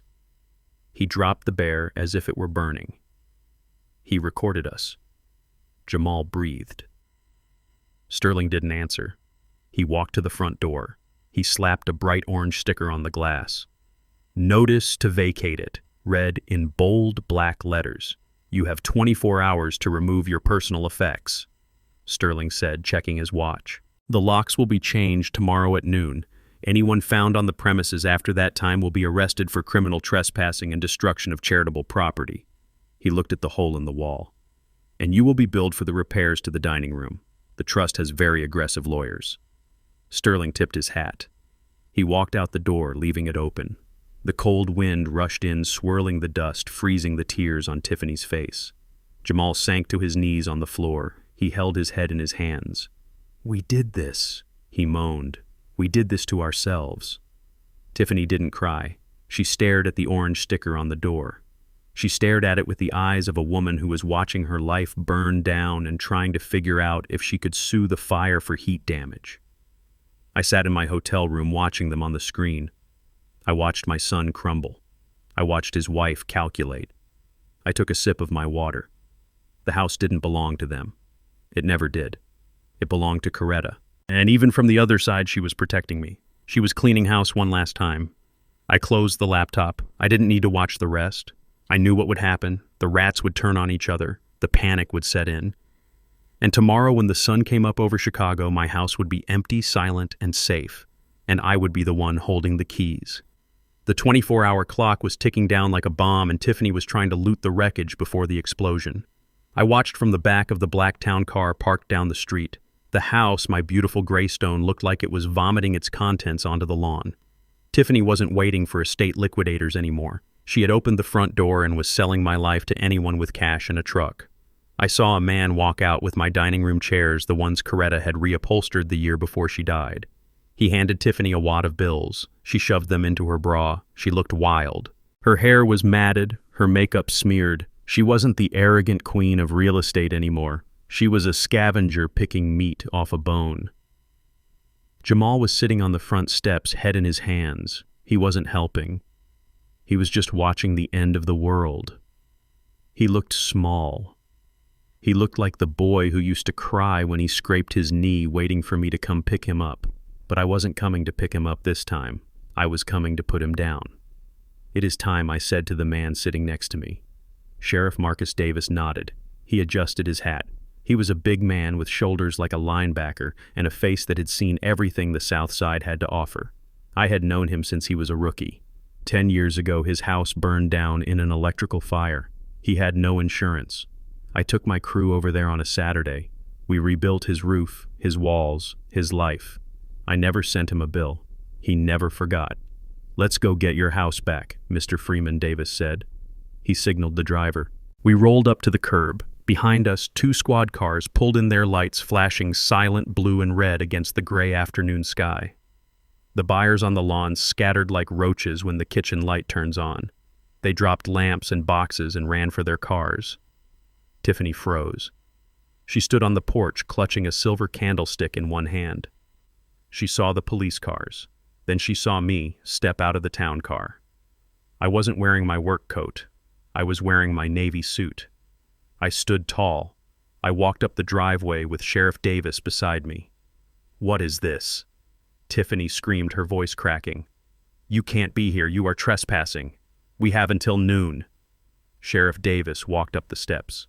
He didn't shout. He didn't have to. He radiated authority. Tiffany Freeman? He asked. Yes, and this is harassment. My father-in-law is senile. He doesn't know what he is doing. I am afraid you are the one who is confused, ma'am, Davis said. He pulled a folded paper from his jacket pocket. I have a warrant for the arrest of Tiffany Freeman and Jamal Freeman. Arrest. Jamal stood up, his eyes wide. For what? We didn't do anything. It is a civil dispute. It stopped being civil when you started poisoning him, Davis said. He held up a tablet. He tapped the screen. I watched their faces as the video started playing. It was high-definition footage, crystal clear. It was from the camera in the teddy bear. The video showed the kitchen. It showed Tiffany standing at the sink. It showed her taking a prescription bottle out of her purse, a bottle that didn't have my name on it. It showed her crushing blue pills into a fine powder. It showed her stirring the powder into my oatmeal.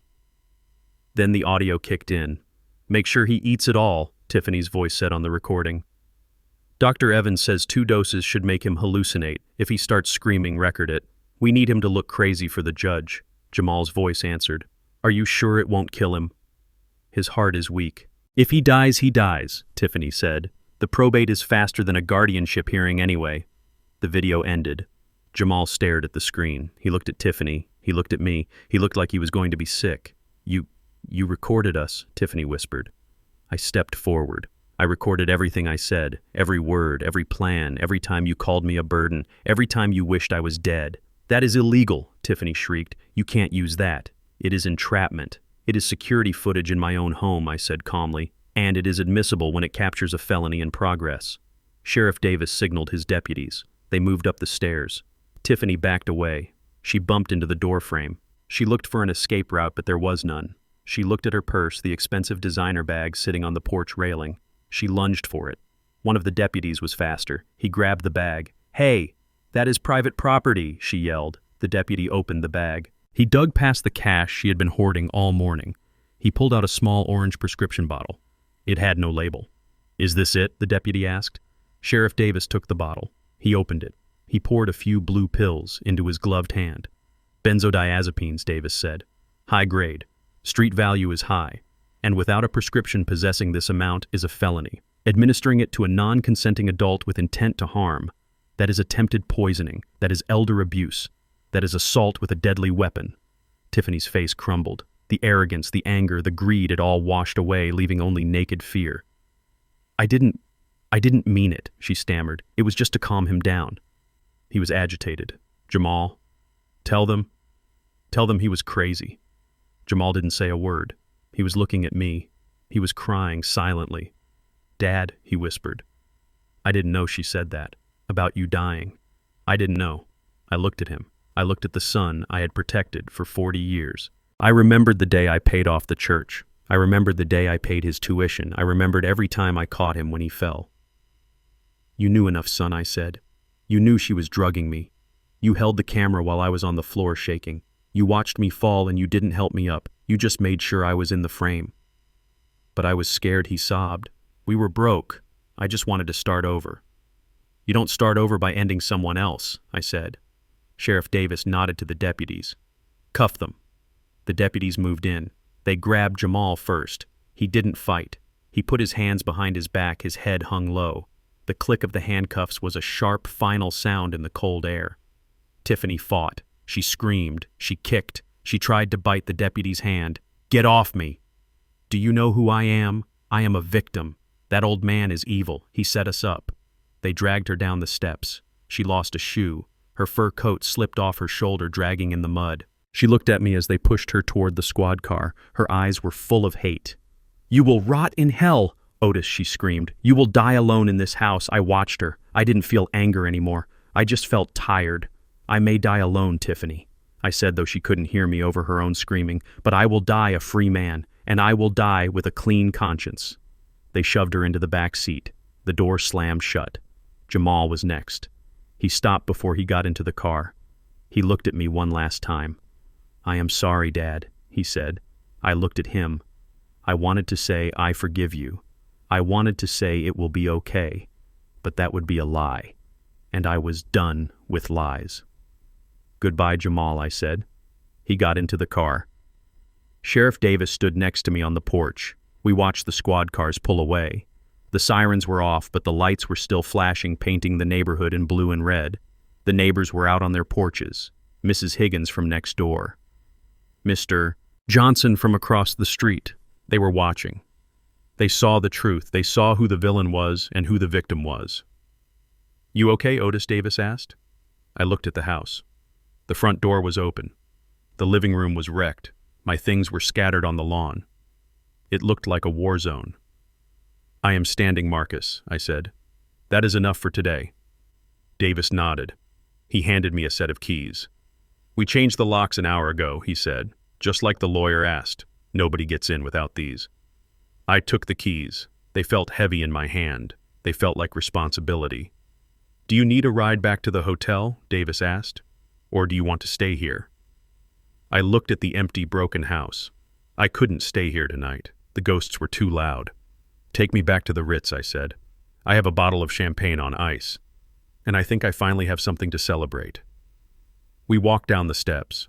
I didn't look at the pile of my belongings on the grass. I could buy new furniture. I could fix the walls. But I couldn't fix my family. That was a demolition job that was permanent. And as I got into the car, I realized that the only thing harder than building a home is watching your own children tear it down. But I had stopped them. I had stopped the wrecking ball. And now I had to clear the rubble. The interrogation room smelled like stale coffee and old sweat, a scent that reminded me of the holding cells I had built for the county back in the 90s. I sat on a metal chair bolted to the floor, my hands folded on the cold steel table. I was wearing my Navy suit, the one Luther had given me, and I felt like a judge sitting on a bench waiting to pass sentence. The fluorescent lights buzzed overhead, a constant irritating hum that drilled into my skull, but I didn't move. I didn't fidget. I stared at the door, waiting. Sheriff Davis opened it. He didn't say a word. He just stepped aside and let Jamal walk in. My son looked like he had aged 10 years in 2 hours. His Italian suit was rumpled, his tie was missing, and his wrists were chafed red from the handcuffs. He shuffled into the room, his eyes darting around like a trapped animal until they landed on me. "Dad," he breathed. The word came out like a prayer. He sat down across from me. He reached out as if to grab my hands, but the chain between his wrists caught on the table edge with a sharp clank. He pulled back, flinching. Tears were already streaming down his face, cutting tracks through the dust and grime on his cheeks. "Dad, you have to get me out of here," he whispered, leaning forward. "This is a mistake. I didn't mean for any of this to happen. You know me. You know I am not a criminal." I looked at him. I looked at the face that used to look up at me with wonder when I showed him how to mix mortar. I looked at the eyes that were so much like Coretta's. But I didn't see my wife in them anymore. I saw a stranger. I saw a man who had looked at me while I was on the floor trembling from drugs his wife had fed me and had done nothing but hold a camera. I didn't say anything. I just let the silence stretch between us, heavy and suffocating. It was Tiffany Jamal blurted out, his voice rising in pitch. "She made me do it, Dad. You know how she is. She is controlling. She is manipulative. She told me we were going to lose everything. She told me the loan sharks were going to kill me. I was scared. I was just trying to survive. He was doing exactly what I expected. He was throwing her to the wolves to save his own skin. He was rewriting history to make himself the victim. She drugged you, Dad." He continued, his eyes wide and desperate. "I didn't know. I swear on Mom's grave I didn't know she was putting pills in your oatmeal. When I found out, I was going to stop her. I was going to call the police myself. But then the sheriff came. You have to believe me. I am your son. I am your only son." He started to sob. Great heaving sobs that shook his shoulders. It was a performance. It was the same performance he had given me 10 years ago in my office when I found out he stole $50,000 from the church. He had cried then too. He had blamed the pressure. He had blamed the system. He had blamed everyone but himself. And back then, I had handed him a handkerchief. I had written a check. I had saved him. I reached into my pocket. Jamal's eyes lit up. He thought I was reaching for my checkbook. He thought I was reaching for a lawyer's card. I pulled out the black digital voice recorder pen. I set it on the table between us. The metal clicked against the steel. "What is that?" Jamal asked, wiping his nose on his sleeve. I didn't answer. I just pressed the play button. The audio was crisp. It cut through the hum of the lights. It was the recording from the kitchen the day Luther came to buy the furniture. "There is no baby, you idiot!" Tiffany's voice sneered from the tiny speaker. Then Jamal's voice. "No, you showed me the test. You showed me the ultrasound." "I bought the test online for $20, Tiffany said. Then silence on the tape. Then the sound of a chair falling. And then Jamal's voice again. Not shouting, not protesting, but resigned. We are broke, Tiffany. We have nothing. The loan sharks gave me until Friday, then Tiffany again. Sell it. The house. Sell it now. And finally Jamal. The voice of my son. The voice of the man sitting across from me who claimed he was innocent. We can't. We haven't finished the renovations. We haven't staged it. I clicked the stop button. The room fell silent again, but this time the silence wasn't heavy. It was absolute. It was the silence of a guillotine blade falling. Jamal stared at the pen. His mouth opened, but no sound came out. His face went from pale to gray. You knew I said.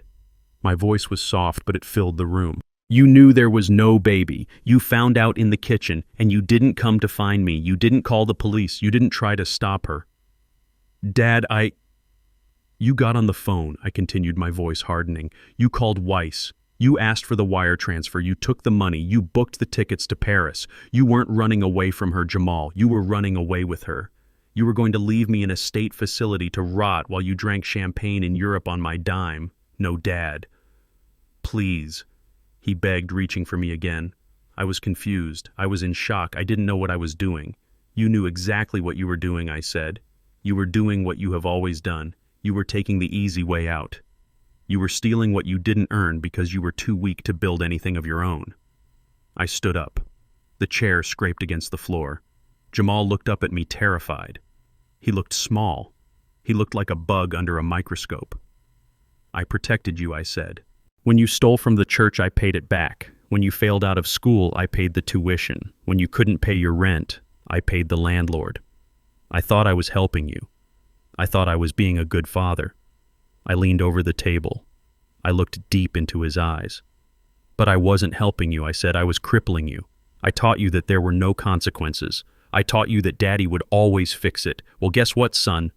The fix is in, and I am not the one paying the bill this time. Dad, don't leave me here, he screamed. They will put me in general population. They will kill me. I am your flesh and blood. Mom wouldn't want this. Don't you dare speak her name, I roared. The anger finally broke through the ice. I slammed my hand on the table.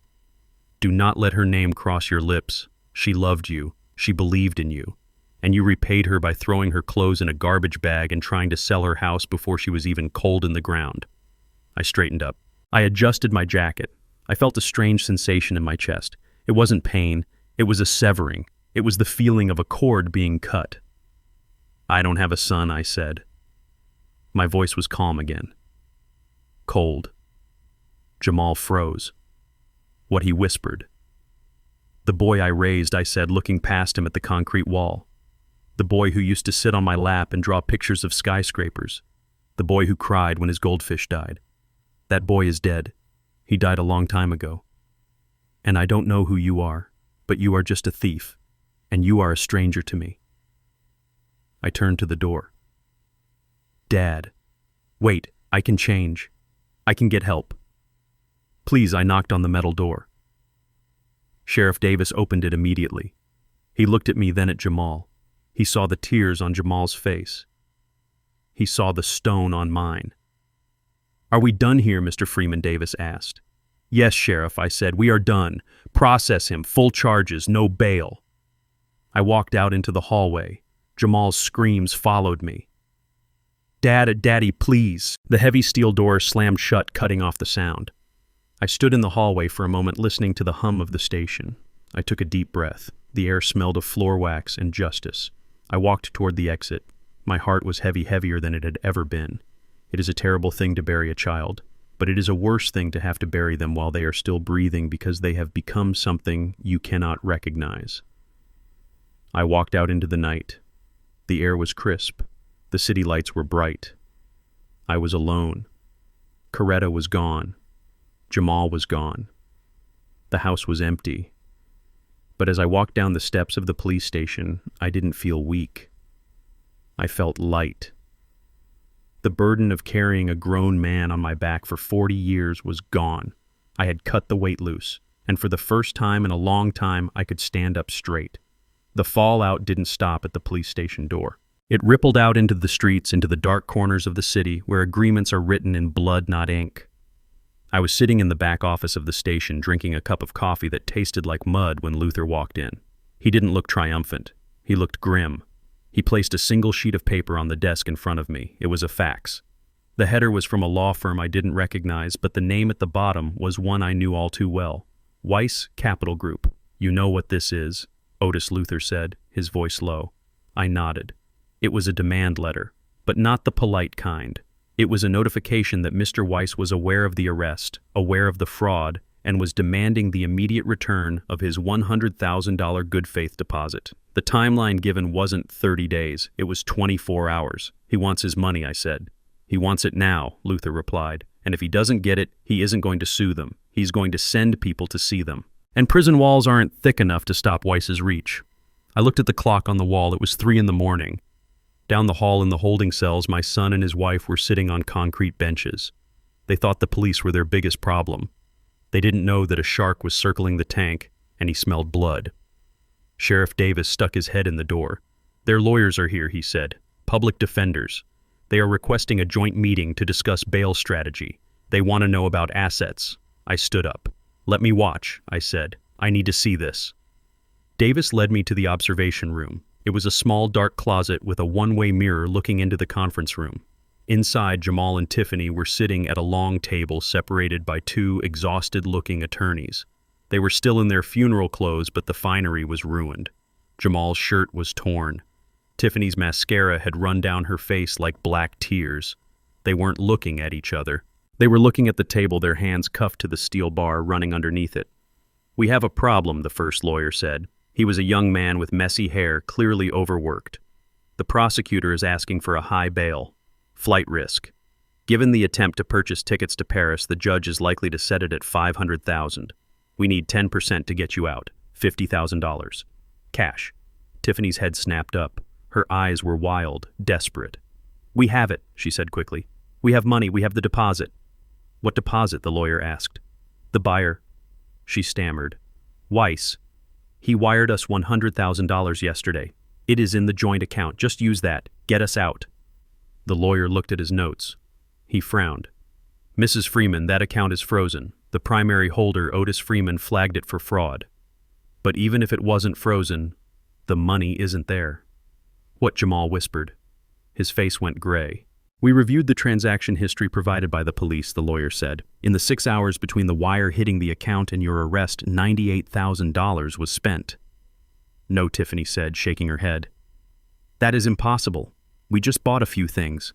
A few things, the lawyer read from the sheet. A down payment on a leased Porsche Cayenne, $12,000 for airline tickets, $15,000 at the jewelry store, $5,000 at the luggage store, $10,000 withdrawn in cash at the casino ATM. He looked at Jamal. "The casino?" Tiffany shrieked. She turned on him, her eyes bulging. "You went to the casino. You told me you were at the travel agent the whole time. I tried to double it," Jamal stammered, shrinking away from her. "I thought, if we had more cash." "You gambled it away," she screamed. "You gambled away our escape money." "And the rest of the items," the lawyer interrupted, his voice loud to cut through the noise. "The car, the jewelry, the luggage. It has all been seized. It is evidence. Proceeds of crime. We can't use any of it for bail. You are broke. In fact, you are worse than broke. You owe Mr. Weiss $100,000 that you no longer have." The name Weiss hit the room like a blast of cold air. Jamal stopped breathing. He knew who Weiss was. He knew the stories. "We have to pay him back," Jamal whispered, terror leaking from every pore. "If we don't, he will kill us. He will kill us in here." "Then you better hope you don't get bail," the lawyer said dryly, "because you are safer in a cell than on the street owing Weiss money." Tiffany looked at the lawyer. Then she looked at Jamal. I saw the gears turning in her head. I saw the survival instinct override everything else. She looked at her husband not as a partner but as a life raft she needed to push under the water so she could stay afloat. "I want a deal," she said suddenly. "Tiffany," Jamal asked. "Shut up," she hissed at him. She turned to her lawyer. "I want to talk to the district attorney. I want to make a statement." "Mrs. Freeman, be careful," her lawyer warned. "No," she said, her voice rising, becoming shrill. "I am not going down for this. I am a victim here. I was coerced." "Coerced?" Jamal yelled. "You planned the whole thing. You bought the pills. He forced me, Tiffany shouted, pointing a finger at Jamal. Look at him. He is a gambling addict. He owes money to criminals. He told me if I didn't help him get his father's money, the loan sharks would hurt me. He made me do it. He made me crush the pills. He said it was the only way to save our lives. Liar, Jamal screamed. He stood up, rattling the chains. You are the one who faked the pregnancy. You are the one who bought the fake ultrasound online. You told me Dad was useless. You called him an old dog that needed to be put down. That is a lie, Tiffany screeched. I was pregnant. The stress made me lose it. You killed our baby with your gambling. There was no baby, Jamal roared. He looked at the lawyers, his eyes pleading. She told me. She admitted it in the kitchen. She said she bought the test online. She gaslighted me. She gaslighted his father. She is the mastermind. She wanted the house. She wanted the money. I just wanted my dad to be safe. Safe. You tried to put him in a state ward, Tiffany yelled back. You signed the papers. Your signature is on the commitment order because you told me I had to. The lawyers were trying to calm them down, but it was no use. The dam had broken. They were tearing each other apart, ripping open every secret, every lie, every dark conspiracy they had shared. They were vomiting their guilt onto the table, trying to see who could stain the other one more. I stood behind the glass. I watched them. They looked ugly, not physically, but their souls. Their souls were twisted and black. They were fighting over the scraps of a life they had destroyed, blaming each other for the fire they had started together. Jamal lunged across the table. He tried to grab Tiffany. The lawyers jumped back. The guards rushed in. They grabbed Jamal and slammed him against the wall. Tiffany was screaming, spitting insults at him, calling him a loser, a failure, a disappointment to his father. That last one hit the mark. Jamal went limp against the wall. He stopped fighting. He just hung there in the guard's grip, sobbing. I turned away from the window. I couldn't watch anymore. It wasn't satisfaction I felt. It was nausea. It was a deep, profound sickness at the waste of it all. 2 lives consumed by greed, now consuming each other. I walked out of the observation room. Sheriff Davis was waiting for me. Did you see enough? He asked. I saw everything I said. The district attorney is going to love this, Davis said. They just confessed to everything. The fraud, the poisoning, the conspiracy. And with Weiss involved, we might even get them on RICO charges if we dig deep enough. What happens now, I asked. Now they go before the judge, Davis said. And after that performance, no bail. Not a chance. They are going to be guests of the county until trial. And that could be a year. A year. A year in a cage. A year to think about the 10 days they gave me. I walked out of the police station. The sun was starting to rise over the city skyline. It was a pale, cold light, but it was light. Luther was waiting by the car. He had a fresh cup of coffee for me. It is over, isn't it? He asked. The partnership is dissolved, I said. They liquidated it. Luther nodded. He opened the car door. You know, Otis, he said, there is one thing about hitting rock bottom. It clarifies things. Yeah, I said, looking back at the station.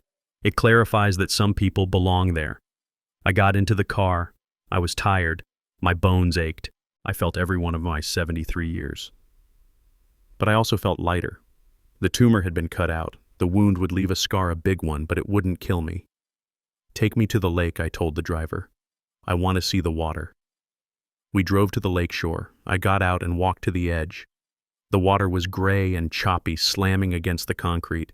It was relentless. It was powerful. It reminded me of Coretta. She loved this lake. She used to say it was the only thing in Chicago that couldn't be bought or sold. I took a deep breath of the icy air. I was alone. My son was in a cell. My house was empty. My wife was gone. But I was still standing. I was Otis Freeman. I had built skyscrapers. I had built a business. I had built a life. And I could build it again. Not a house this time, but a peace that no one could take away from me. I looked at the horizon. The sun broke through the clouds.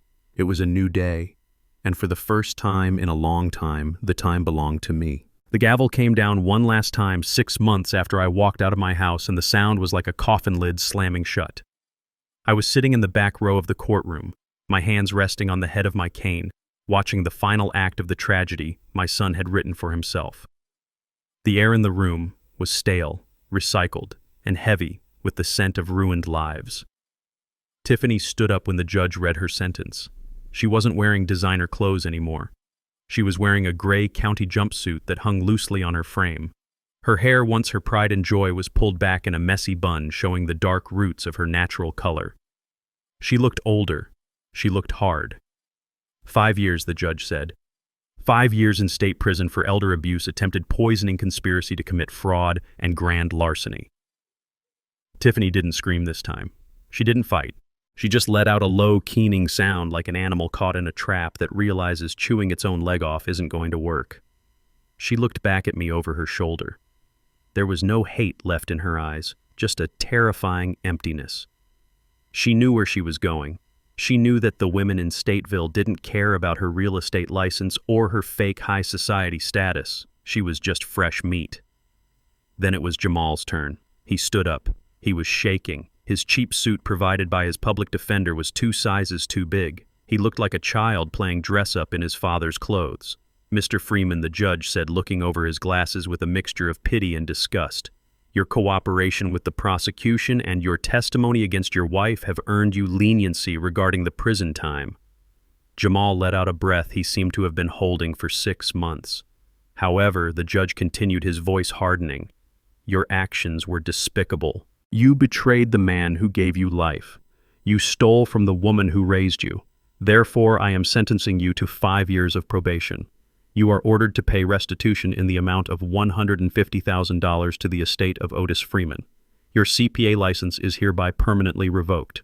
You are barred from acting as a fiduciary for any person for the rest of your life, and you will complete 2,000 hours of community service. Probation. It sounded like freedom, but I knew better. Jamal walked out of that courtroom a free man, but he was a dead man walking.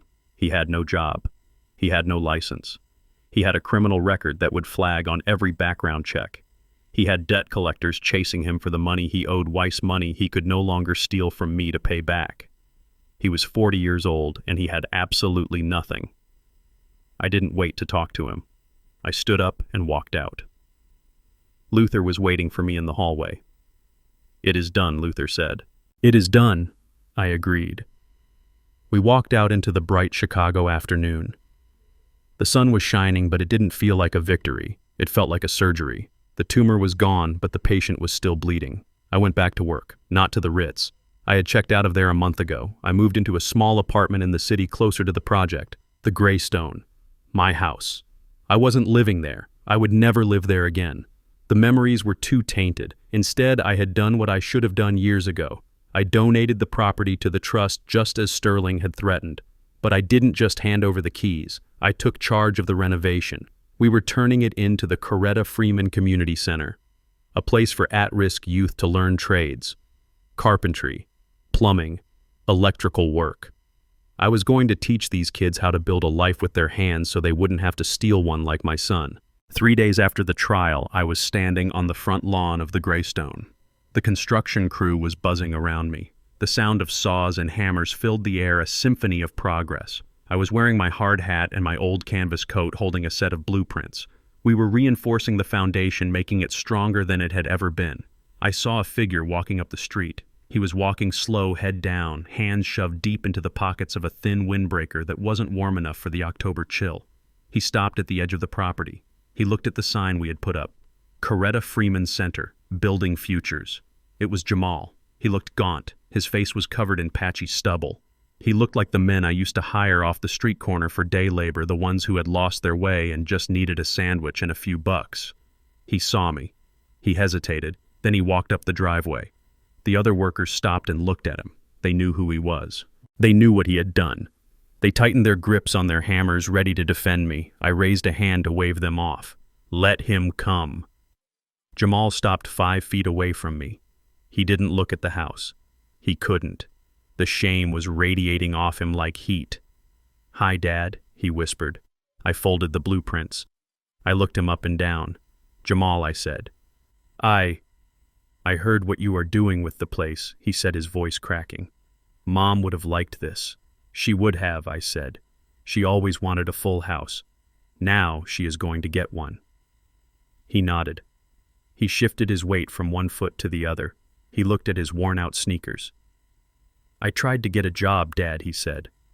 "I tried everywhere, but with the felony fraud charge, nobody will hire me, not even the fast food places. I lost the apartment. I am sleeping in my car. But the repo man is looking for the car, so I probably won't have that for long either." I listened.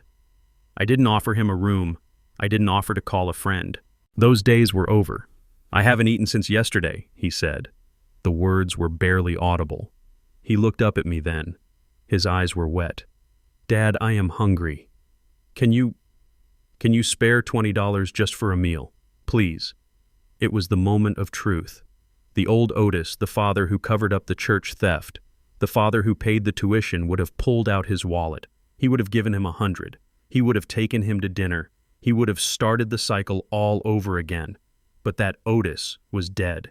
He died in the maid's room when he heard his son agree to put him in the asylum. I reached into my pocket. I pulled out my money clip. I peeled off a single $20 bill.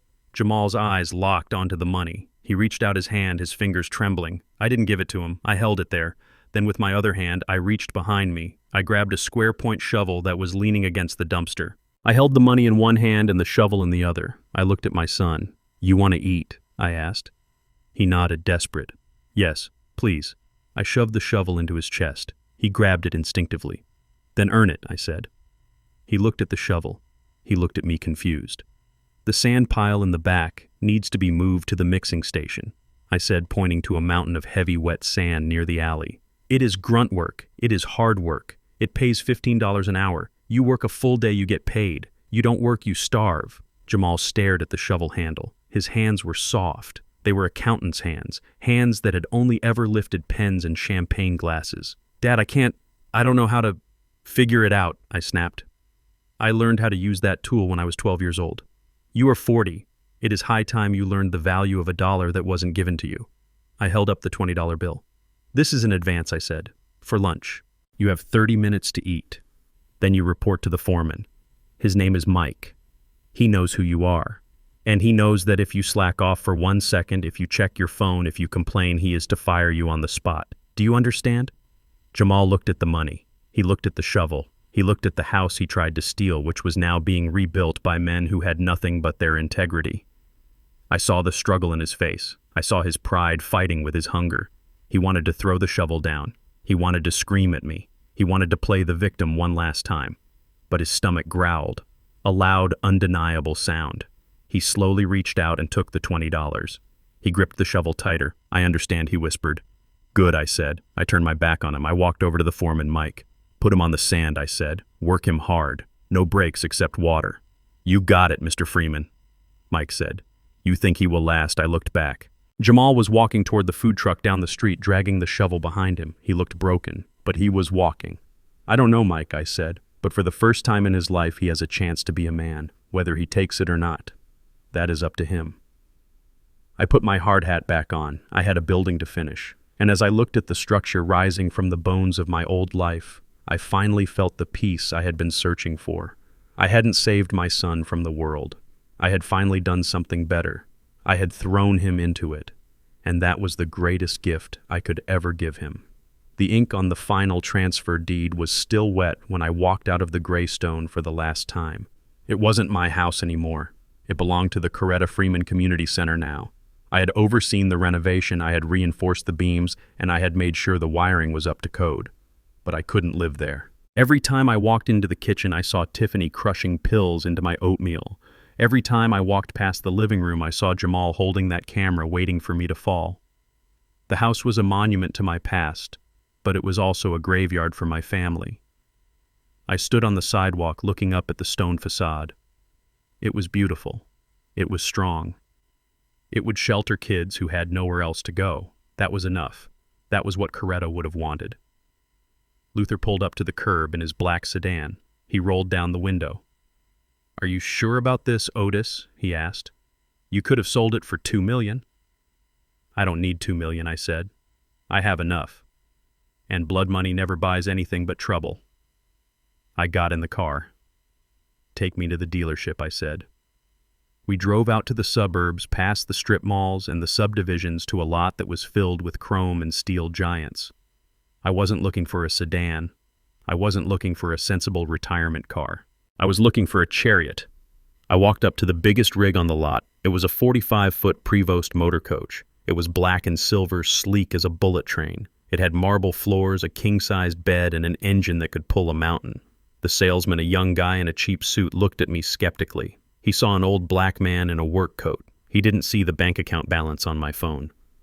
"Can I help you find the used section, sir?" he asked. I ignored him. I walked around the rig. I kicked the tires. I checked the suspension. "Start it up," I said. He hesitated. "Do I need to show you the money first?" I asked, my voice low and hard. He scrambled for the keys. The engine roared to life. It was a deep, guttural thrum that vibrated in my chest. It sounded like freedom. "I will take it," I said. We did the paperwork in an hour. I paid cash. When I walked out with the keys, Luther was leaning against his car, smiling. He had a duffel bag at his feet. "You didn't think you were going alone, did you?" he asked. I looked at him. Luther had been my lawyer for 30 years. He had marched with me. He had buried my wife with me. And he had helped me take down my son. He was the only family I had left. "I don't know, Luther," I said. "It is a long road. And you are used to 5-star hotels. This thing has better water pressure than the Ritz," Luther said, pointing at the bus. "Besides, I retired this morning. I gave the firm to the junior partners. I figured someone needs to keep you out of trouble." I laughed. It felt rusty but good. "Get in, counselor," I said. "We are burning daylight." We headed west. We didn't have a map. We didn't have a schedule. We just had a full tank of diesel in a country we had built but never really seen. The first few days were quiet. We drove through the cornfields of Iowa and the flatlands of Nebraska. I drove. I liked the feel of the wheel in my hands. It was heavy. It was real. For the first time in months, I wasn't looking over my shoulder. I wasn't waiting for the next betrayal. I was just watching the white line disappear under the tires. In Colorado, we stopped at a roadside diner for coffee. The air was thin and crisp. While Luther was inside flirting with the waitress, I went around back to check the oil. There was a young kid there, maybe 20 years old, wrestling with the engine of a beat-up sedan. He was covered in grease. He looked frustrated. He looked hungry. "Trouble?" I asked. He looked up. He had scared eyes. "It won't start," he said. "I think it is the starter. I don't have the money for a tow. I am trying to get to Denver for a job interview tomorrow." I looked at the engine. I listened to him turn the key. It wasn't the starter. It was the alternator belt. It was slipping. I walked to the bus. I opened the bay door and pulled out my tool chest. I walked back to the kid. "Pop the hood release again," I said. He did. I reached in. I tightened the tensioner. I adjusted the belt. It took me 5 minutes. "Try it now," I said. He turned the key. The car started. It purred. The kid looked at me like I was a magician. "How did you do that?" he asked. "I spent 50 years listening to things break," I said. "You learn what they sound like." He wiped his hands on his jeans. "I can't pay you, sir," he said. "I have $10 for gas." "I don't want your money," I said. I reached into my pocket. I pulled out a $100 bill. "Get some gas, get a sandwich, and get to that interview early. Look the man in the eye and shake his hand firmly." He took the money. His hand was shaking. "Why are you helping me?" he asked. "Because someone helped me once," I said. "And because you are willing to get your hands dirty to get where you are going. That counts for something." He thanked me 3 times. He drove off. I watched him go. I thought about Jamal. I thought about the $20 and the shovel I had given him. I wondered if he was still digging. I wondered if he had quit. It didn't hurt as much as I thought it would. The grief was still there, but it was different. It wasn't a sharp knife anymore. It was just a dull ache, like rain in an old joint. Luther came out of the diner with 2 coffees. "You saving the world one breakdown at a time?" he asked. "Just keeping the road clear," I said.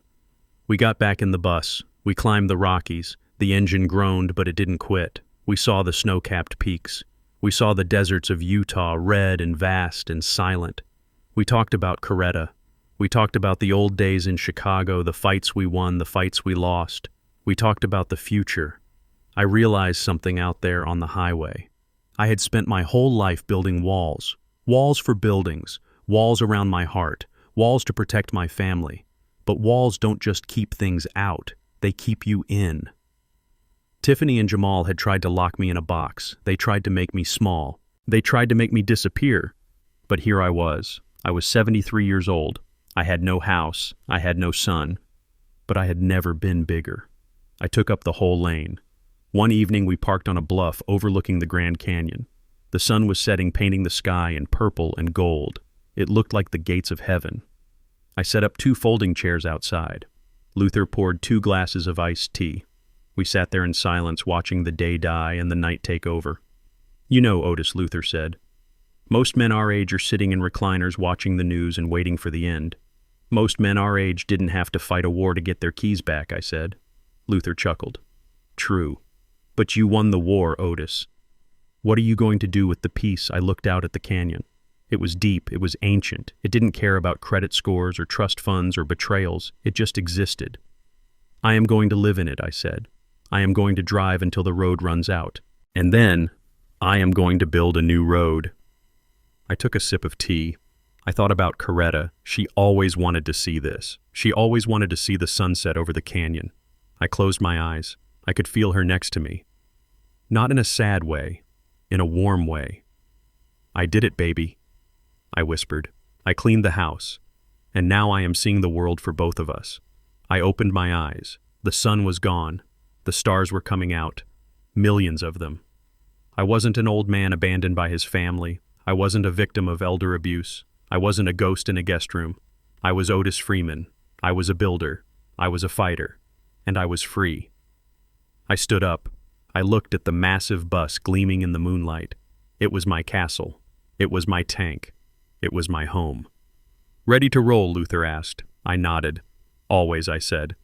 I climbed into the driver's seat. The air brakes hissed. The engine rumbled. I put it in gear. I steered the rig toward the horizon, toward the west, toward the ocean. I didn't know where we would end up. And for the first time in my life, I didn't care. I was just driving. And the road was wide open. 5 years have passed since I drove that black and silver bus onto the highway, leaving the smoke of my burning bridges behind me. 5 years of waking up in deserts where the silence is so loud it hums, and sleeping by oceans that roar like lions. I have seen the redwoods in California and the swamps in Louisiana. I have eaten lobster in Maine and brisket in Texas. I have lived more in these 5 years than I did in the 40 before them. But every road eventually leads back home, even if home isn't a house anymore. It is just a patch of earth in a cemetery on the south side. I parked the rig outside the gates. It looked out of place here. A spaceship landed in a graveyard. Luther was waiting for me. He looked older, his walk a little slower, but his eyes were still sharp as flint. He handed me a file folder. I didn't open it. I knew what was inside. It was the monthly report on Jamal. I don't need to see him to know where he is. I know my son.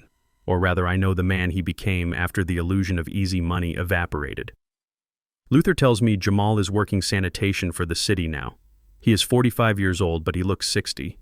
His hands, once soft and manicured, are rough now. They are cracked from cold mornings and harsh chemicals. He sweeps the floors of the very courthouses where he used to walk around in Italian suits pretending to be a big shot. Luther told me about a moment that happened just last week. It was raining. Jamal was in the break room of the municipal building eating a cold sandwich out of a plastic bag. The television in the corner was on the local news. The anchor was talking about the grand opening of the Coretta Freeman Scholarship Fund, a $10 million endowment I set up to send kids from our neighborhood to trade schools and colleges. On the screen there was footage of me. I was wearing a tuxedo, holding a giant pair of scissors, cutting a red ribbon. I was smiling. Not the tired smile of the man who lived in the maid's room, but the broad, bright smile of a man who answers to no one. Luther said Jamal stopped eating. He stared at the screen. He stared at the father he tried to bury. He stared at the legacy he tried to steal. And then he started to cry. Not the fake tears he used in the police station. These were the quiet, bitter tears of a man who realizes he held a diamond in his hand and traded it for a piece of glass. He realized that the shovel I gave him 5 years ago wasn't a punishment. It was an invitation, and he had dropped it. I don't feel joy when I hear that. I don't feel victory. I feel a dull, distant ache.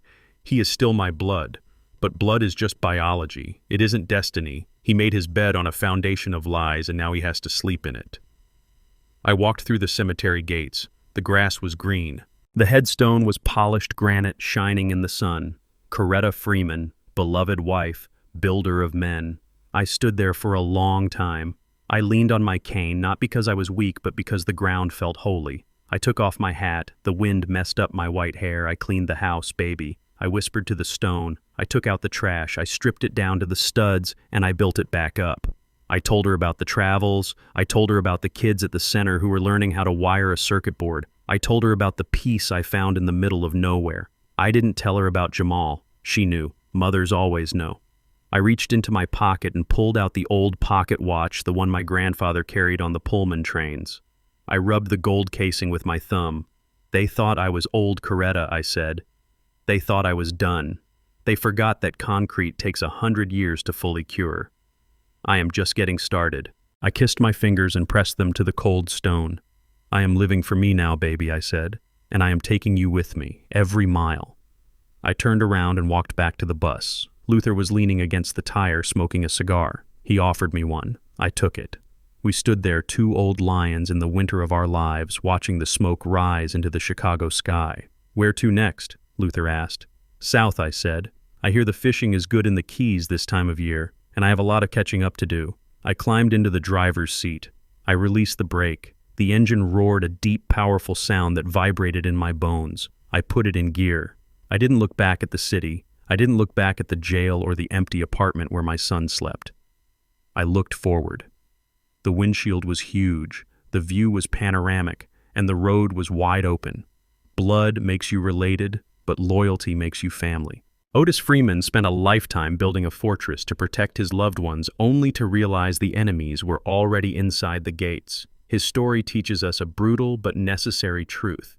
Giving everything to your children isn't love, it's enablement. True legacy isn't about the assets you leave behind, but the values you instill. And when respect is no longer served at the table, you must have the courage to walk away and build a new table, even if you have to eat alone. Dignity has no price tag. If you enjoyed this story, please hit the like button and subscribe to the channel. It helps us bring more stories like this to light.